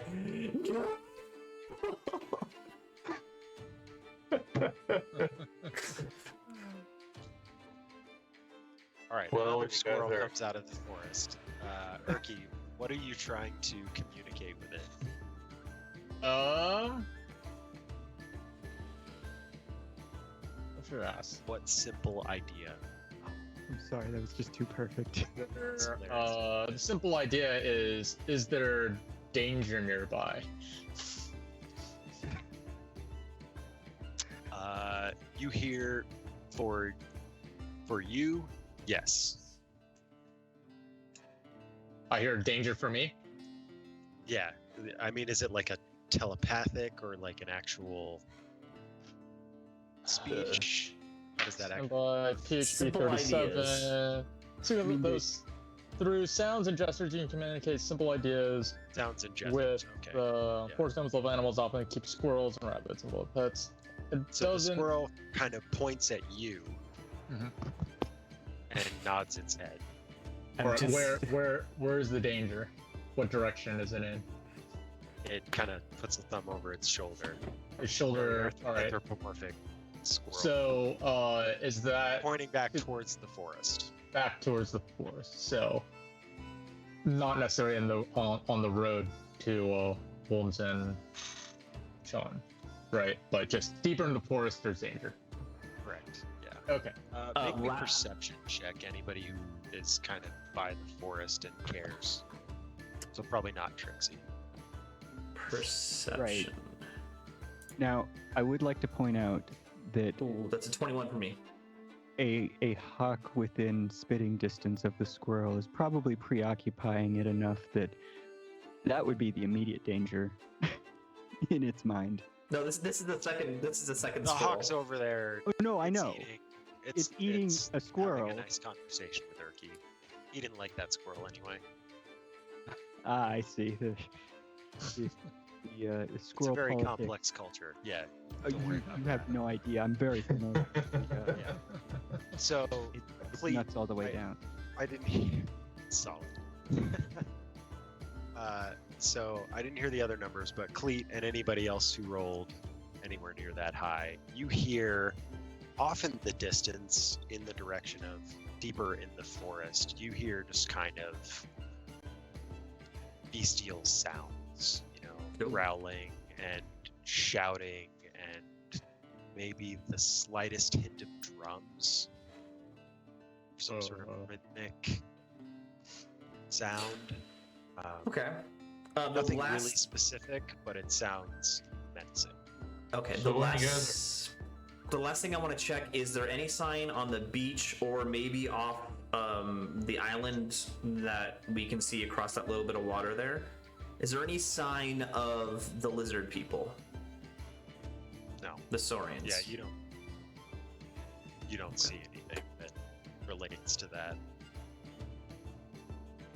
There's not So like when a you- giant stepped pyramid on the island or anything like that. Okay. Yeah, and there's like no sign of lizard tracks in the sand or anything or. No. Okay, fair enough. I turn to the group and I say, tall elf and pale goblins. Let's go to Wilhelmshaven. Wilhelmshaven Haven. and Wilhelm. I think Let's go there. Cleet's got it. He's on it. Sounds great. Yep, and I'll inform people that the squirrel, which was not eaten by that hawk, has indicated that there is danger in the forest, so we should make haste for civilization. But by this time, Opalescence has returned to Trixie, and she's just kind of giving it words of encouragement. You know, good girl, good girl. Yeah, as soon as Opalescence is done eating and kind of pops back up, the squirrel scurries back into the forest. Right. Bye! Perky, you hear that. Yep. All right. I wave Alright, goodbye. so to you the guys squirrel. are you going north along the road? Yep, north along the road. Okay. So you make your way north along the road. As you're traveling, you know, anybody who would care to actually, you know, investigate or be paying attention would continue to hear very off in the distance, deep in the forest, more kind of menacing beast sounds. So getting closer. Should I No, make a louder? perception roll to hear that, or is that just something we're generally hearing now? You would be walking along this forest for long enough that basically you guys can all kind of take 20 on it, and you just hear sounds coming out of this forest that you We don't should- like. We should double time it to town. We want to get out of here as soon as possible. All I wish right. what the send your- rules are for running. Send your With all hawk out, haste. take a peek. Send Opalescence out to spy as we walk past. Well, I was gonna do that, but since you suggested it, it doesn't happen. Trixie's stubborn as shit. So You have no idea. fair enough. Okay. Yeah, you hear noises off in the forest, but none of them appear to be particularly close or getting closer to you at this moment. So you guys make your way north along the road, and you approach a kind of palisade-walled small town.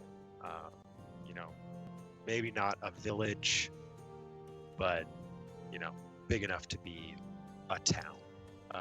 It's sort of right on the water. There's a dock.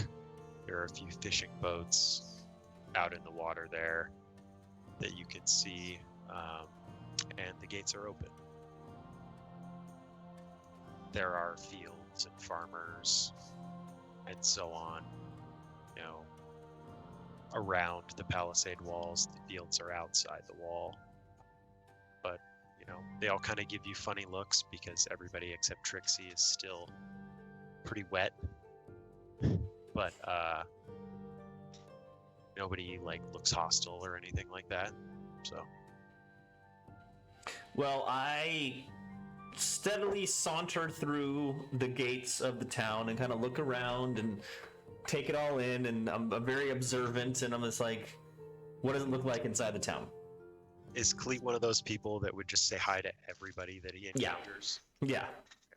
All right.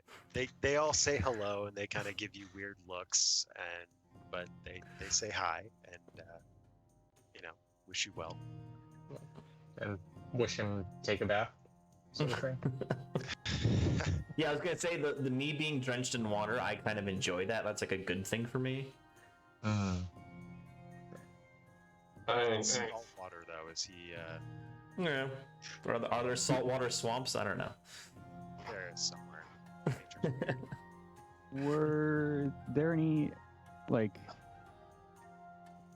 are there any, like, guards or anything walking around? There aren't any at the gates, but if you kind of make your way through town, you encounter one eventually. That's what Alright. you're looking for. Oh, Um, no guards at gates. That's interesting. That is interesting, but Trixie pays it no mind. she is more interested in finding someone official looking, so a guard would be the likely choice. And she's going to inquire about where the finest inn is. So you come up to a guard. You know, he's wearing breastplate, helmet. He's got a pike or something. You know, some sort of weapon. And he says, "Oh, well, that would be the Copper Coin, which is just down the main street here. Is there anything else I can do for you?" Yeah, where's the Trying to nearest think- place to bathe the smelly weird man?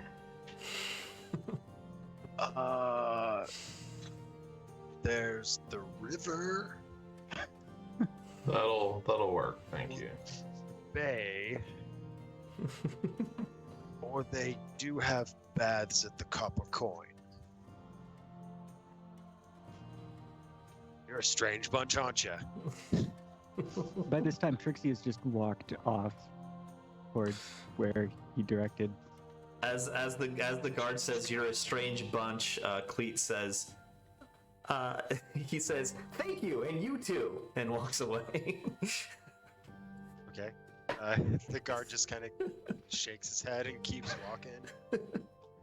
It's very confused, but not unhappy. But you've got this strange woman with a bird on her hat walking up asking where the inn is. Somebody immediately following it up asking where to bathe a strange man, a strange dirty man. And then said strange dirty man. As we're walking through the town, I kind of I look at the three of them, us, like when we're just when the earshot of the four of us, and I say, "It seems our work is done with whoever our employers were previously." And I say, "Where do we want to go now? We can go anywhere." So here's something specifically on that note that I should have mentioned to you guys. This is my poor prep. So all of your other belongings, including everything that you got paid mostly when you were working in Tafria, is now at the bottom of the ocean. Other than, you know, a little bit of gold each. This is assuming that I'm Whatever's not on carrying person. everything on me because I got run out of town and everything was destroyed. I'm not letting anything I own out of my sight. Fair. I have no concept of money, so I let it go. Fleet doesn't care anyway. But there is, you know, you got like kind of your per diem while you were working there, but upon return to Cantamon, you guys were supposed to be paid kind of the rest of, you know, it's like we'll pay you some now, pay you while you're there, and then when you return alive, essentially, you get the rest of your payment. So there is money waiting for you in Cantamon, theoretically. Ah, okay. I head towards the dock, and I try to find someone who's like a worker there, or someone who's working in the docks, and I say, how can I get to Cantamont?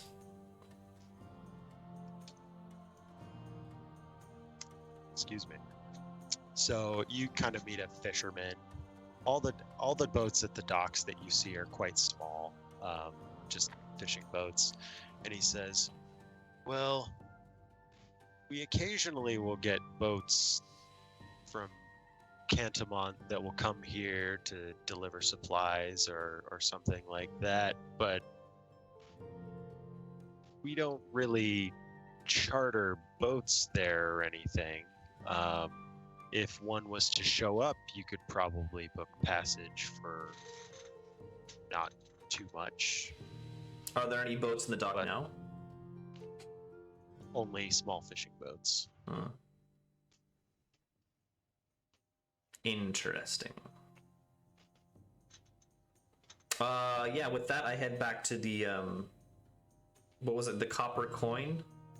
Yes, so the inn and tavern and everything like that is the copper coin.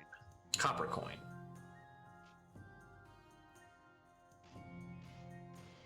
So you guys all going there? We don't have any money at all. So you each have, like, let's say We won't need it.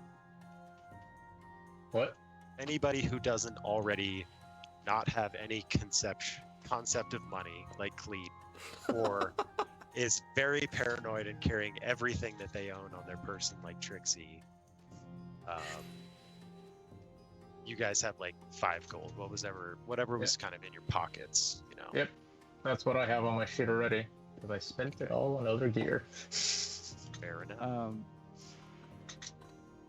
So, part of my background is I took the entertainer background. So, you can always find a place to perform, usually in an inn or tavern, but possibly with a circus or the theater or even in a noble's court. At such a place, you receive free lodging and food of a modest or comfortable standard, depending on the quality of the establishment, as long as you perform each night. In addition, your performance makes you something of a local figure. When strangers recognize you in town where you've performed, they typically take a liking to you. Nice. I imagine we're just going to completely ignore that last sentence, because... I mean, is that just for your own lodging, or is that... I guess it depends on how good you are. Does it pay Rest of for it. your groupies as well? That I will leave up to the DM. Well, I guess we're just gonna have to see how well you perform at some point. Quite. But we'll get there. All right. So Okay. you guys are going to the copper coin. Sure. Yep. We'll Okay. see if it's we can afford it. All right. So you guys make your way down kind of the main street of this town. Sorry, Mhm. hit my mic. And eventually you see it's a fairly large building. It's 2 stories tall. Has a big kind of patio area on the front. Picture like a Western saloon kind of deal. And there are a few people kind of drinking on the patio porch area, and there are sort of saloon doors going into the establishment. All right. Let's go Trixie inside. walks in. Okay. Before you can hit the doors to open them, they burst open in your direction, not quite close enough to hit you, but and then you see a maybe 6-foot human with kind of overalls and like an apron, with a rag in his hand, and he's polishing a glass like any good bartender. And he says, "Oh, welcome, adventurers! Welcome to the Copper Coin. I am love Johan, it so much. and I am Johan. I am the proprietor of this establishment. I had heard from the locals that we had some newcomers from the shipwrecks that happened in the bay. And I would like to personally extend you my hospitality, and I would like to ask if there's anything you need." He's still standing in the doorway. I'd say Trixie- Language. Trixie requires a place to rest. Okay, yeah, we can do that, yeah. Anybody else? Food, Use a hot meal.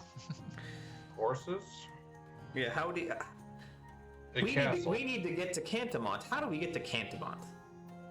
Ooh, okay. Everything else except the horses and the Cantamont I can handle. Johan has you on this. But the others might be a little tricky. How much money do you have? I have this much money, and I take lint out of my pockets. And I'm like this. We are willing to trade cleats for passage to Canada. He kind of looks. He points at Cleet. Is this one? Yes. And I go like, yeah, hi, me.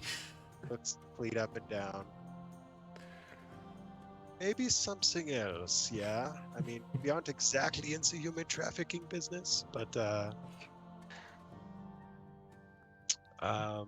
okay, well, why don't we start with, come to the bar. And I as such downtrodden adventurers who are suffering a shipwreck of all things, yeah, this is incredible. He kind of motions you all inside and then shuffles you over to the bar and then circles around behind it and pours 4 ales and then just kind of sticks them in front of you and says, so how did you come to what happened on the ship? We saw the fire and we've seen wreckage and I heard about this from the fishermen. But what happened? Was it this one? He points at Cleat. Yes, he's very reckless. I pick up the glass and I say, thank you for the happy sauce. Look.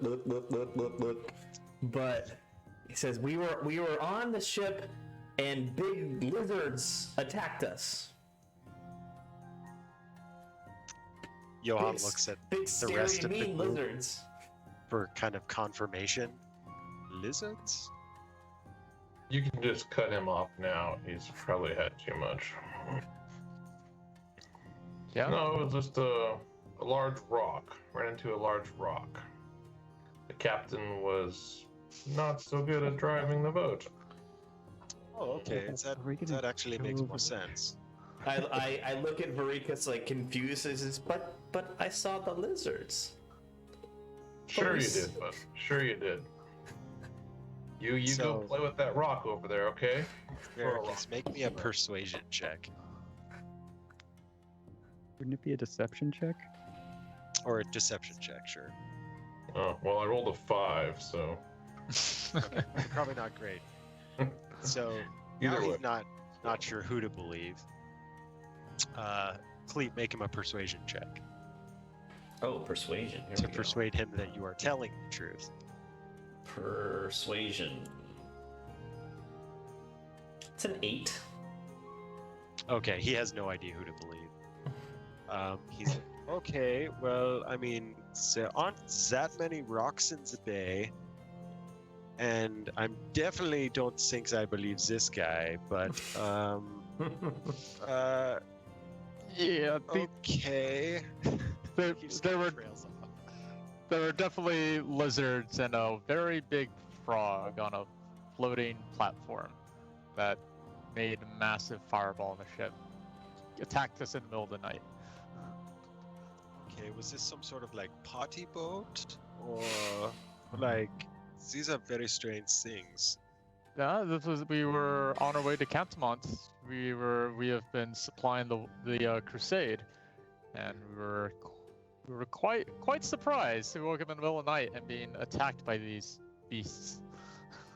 Remind me, real quick, was Erky the only one who was frightened by the Jabberwock?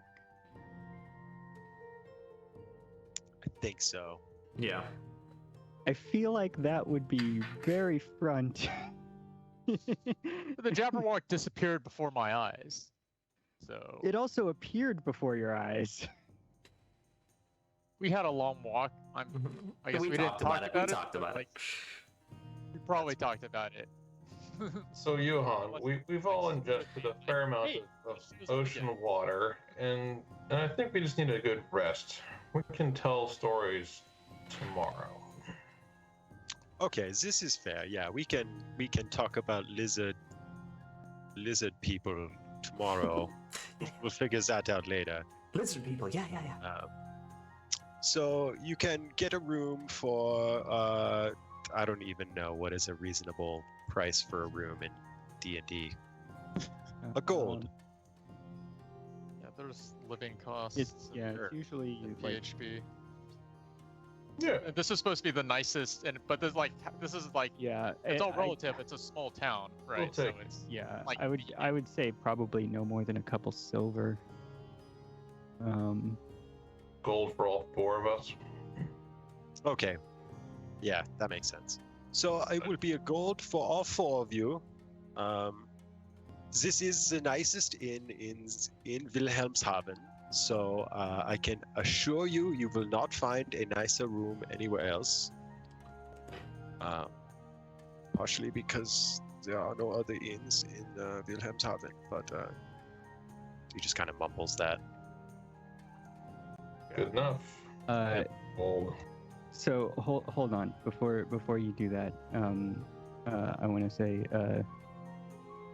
Let's see, how do I want to word this?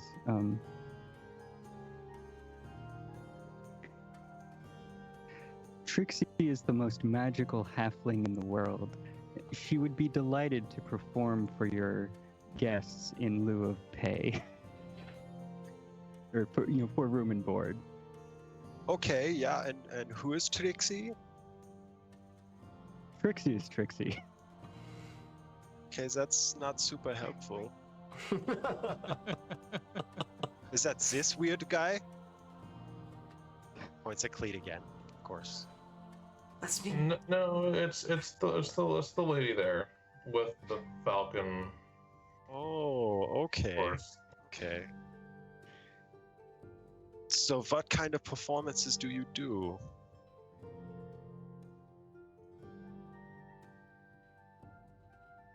Did Trixie not just say she was the most magical halfling in the world?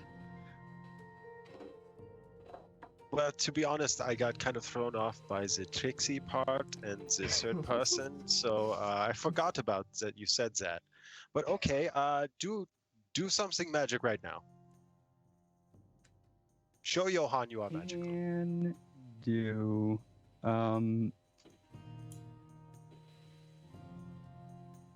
Prestidigitation So, is like classic. yeah, right? exactly. Like I wanted to see like what specifically I wanted to. Okay, quick question. He's cleaning a glass, correct? He put it down behind the bar. Damn, because I was curious if it was actually like dirty, because I could just do that. But no, I'll just make like a shower of sparks. Can you fill it with beer? No. He's not holding anything now. But yeah, a shower of sparks. Yeah.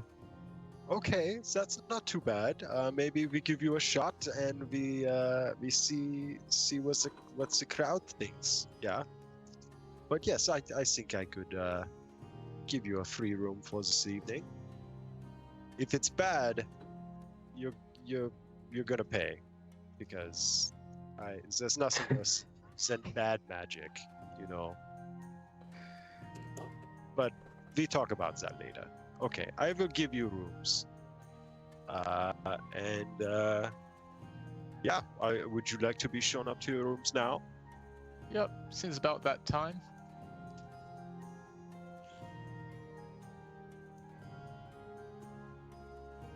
Okay.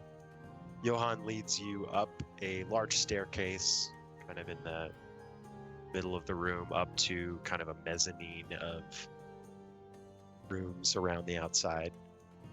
Mm-hmm. He shows you each to your rooms. Oh, seems like time for a long rest. Or I guess Trixie's gonna do her performance stuff, but we're at. Sure. I would definitely like to do it before the long rest. Fair enough. So that evening, you know, kind of the townsfolk fill into this bar. You know, you see farmers and, you know, blacksmiths and all kinds of, you know, real salt of the earth folk. Mm-hmm. But then you see also kind of some kind of shady looking people, and you know, you get your Of whole course. range of folk that you would get in any kind of respectable D&D tavern. But a few minutes before you're about to go on, Johan goes up to the stage and kind of calms everybody down and says, so this lady walks into the bar today and says, I am the most magical halfling in the world. Then she shot some sparks for me, and that was actually pretty impressive. So let's see what she can actually do. and then he walks off and motions to you. Sure. He didn't remember your name. Of course not. Why would he?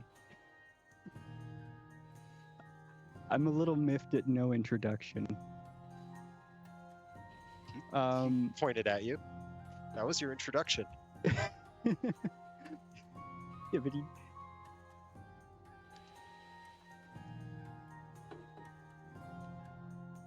Right, so what are you gonna do?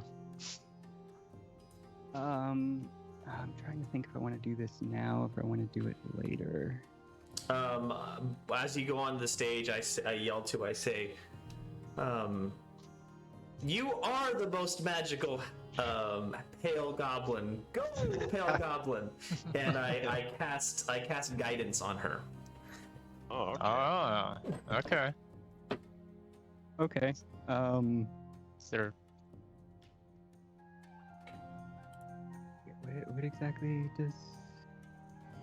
I mean, Start by making ability me a check? performance check. Okay. Well, that's yeah, it seems like the most reasonable thing. Oh, well, you can delight an audience with music, dance, acting. Kind of doesn't care. You're trying to entertain him. Yeah. This is how entertaining you are, and then the magic is just kind of you cast spells. Well, I mean, Convince me how I had a whole song and dance that I was gonna do. Oh, This is how well Thank- you do the song and dance. Yeah. Performance check. Well, there are some stipulations that might change how the role is interpreted. We'll get to those in a moment. Okay. the check. Hold on, I'm trying. Hold on. Okay, so it is for an ability check, so it's just a D4. Okay.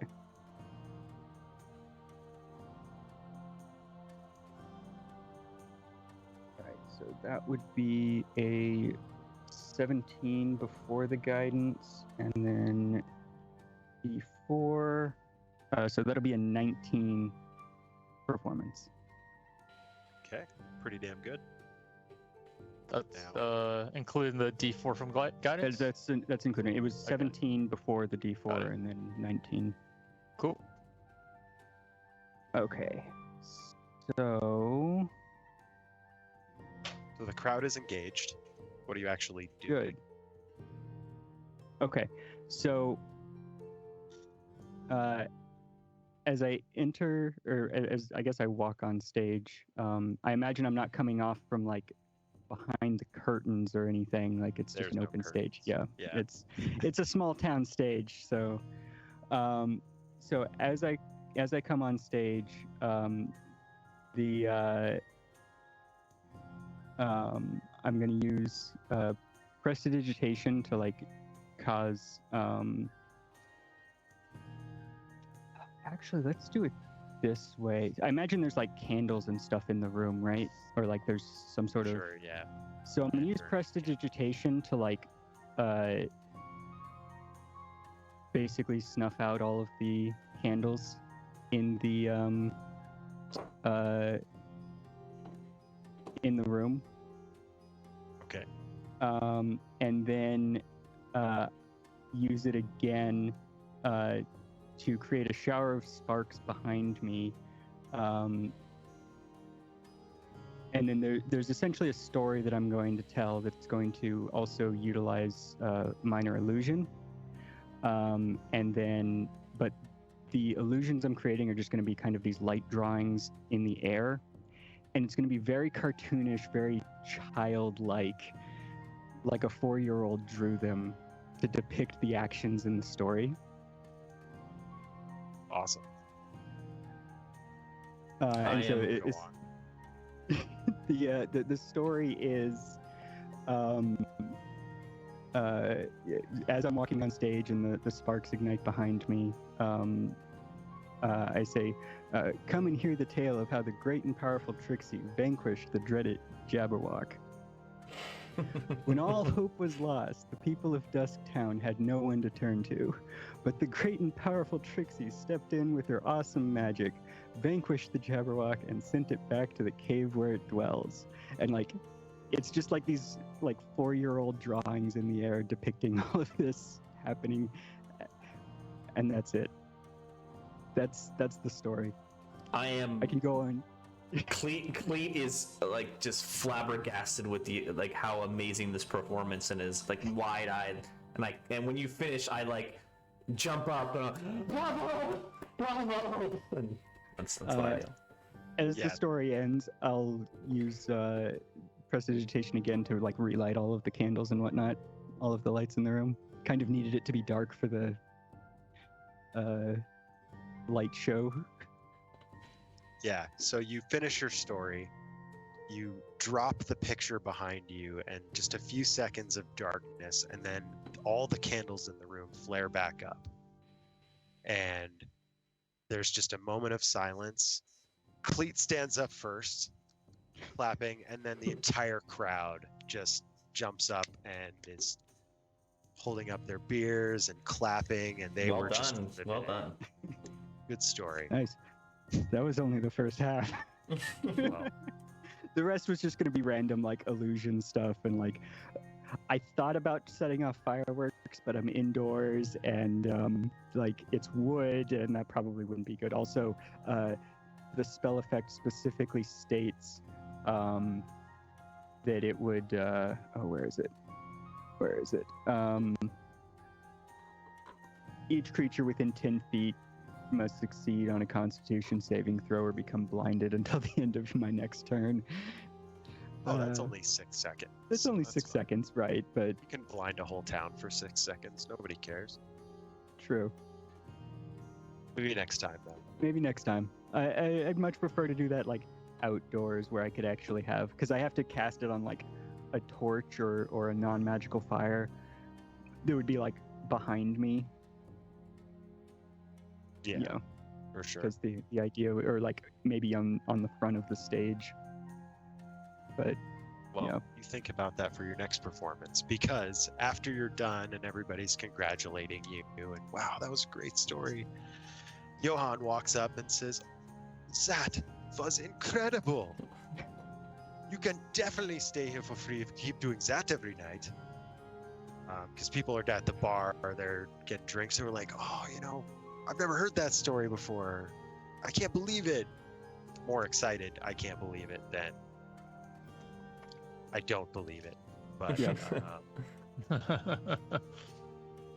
and I think with that, you guys go up to your rooms, and at whatever point you go to bed after drinking your fill, and people are buying Trixie drinks all night. You guys are hanging out with her, so I'm assuming people buy you drinks. But I think that's Trixie where will we're... pawn some of the drinks off on people because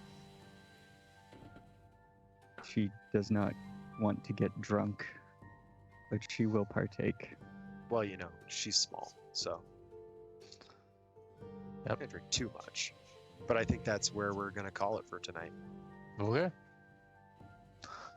Cool. Thank you, Rob. Oh, thank you I guys. like it. One question would be, what should the name of this episode be? It's up to you guys. Triple crit.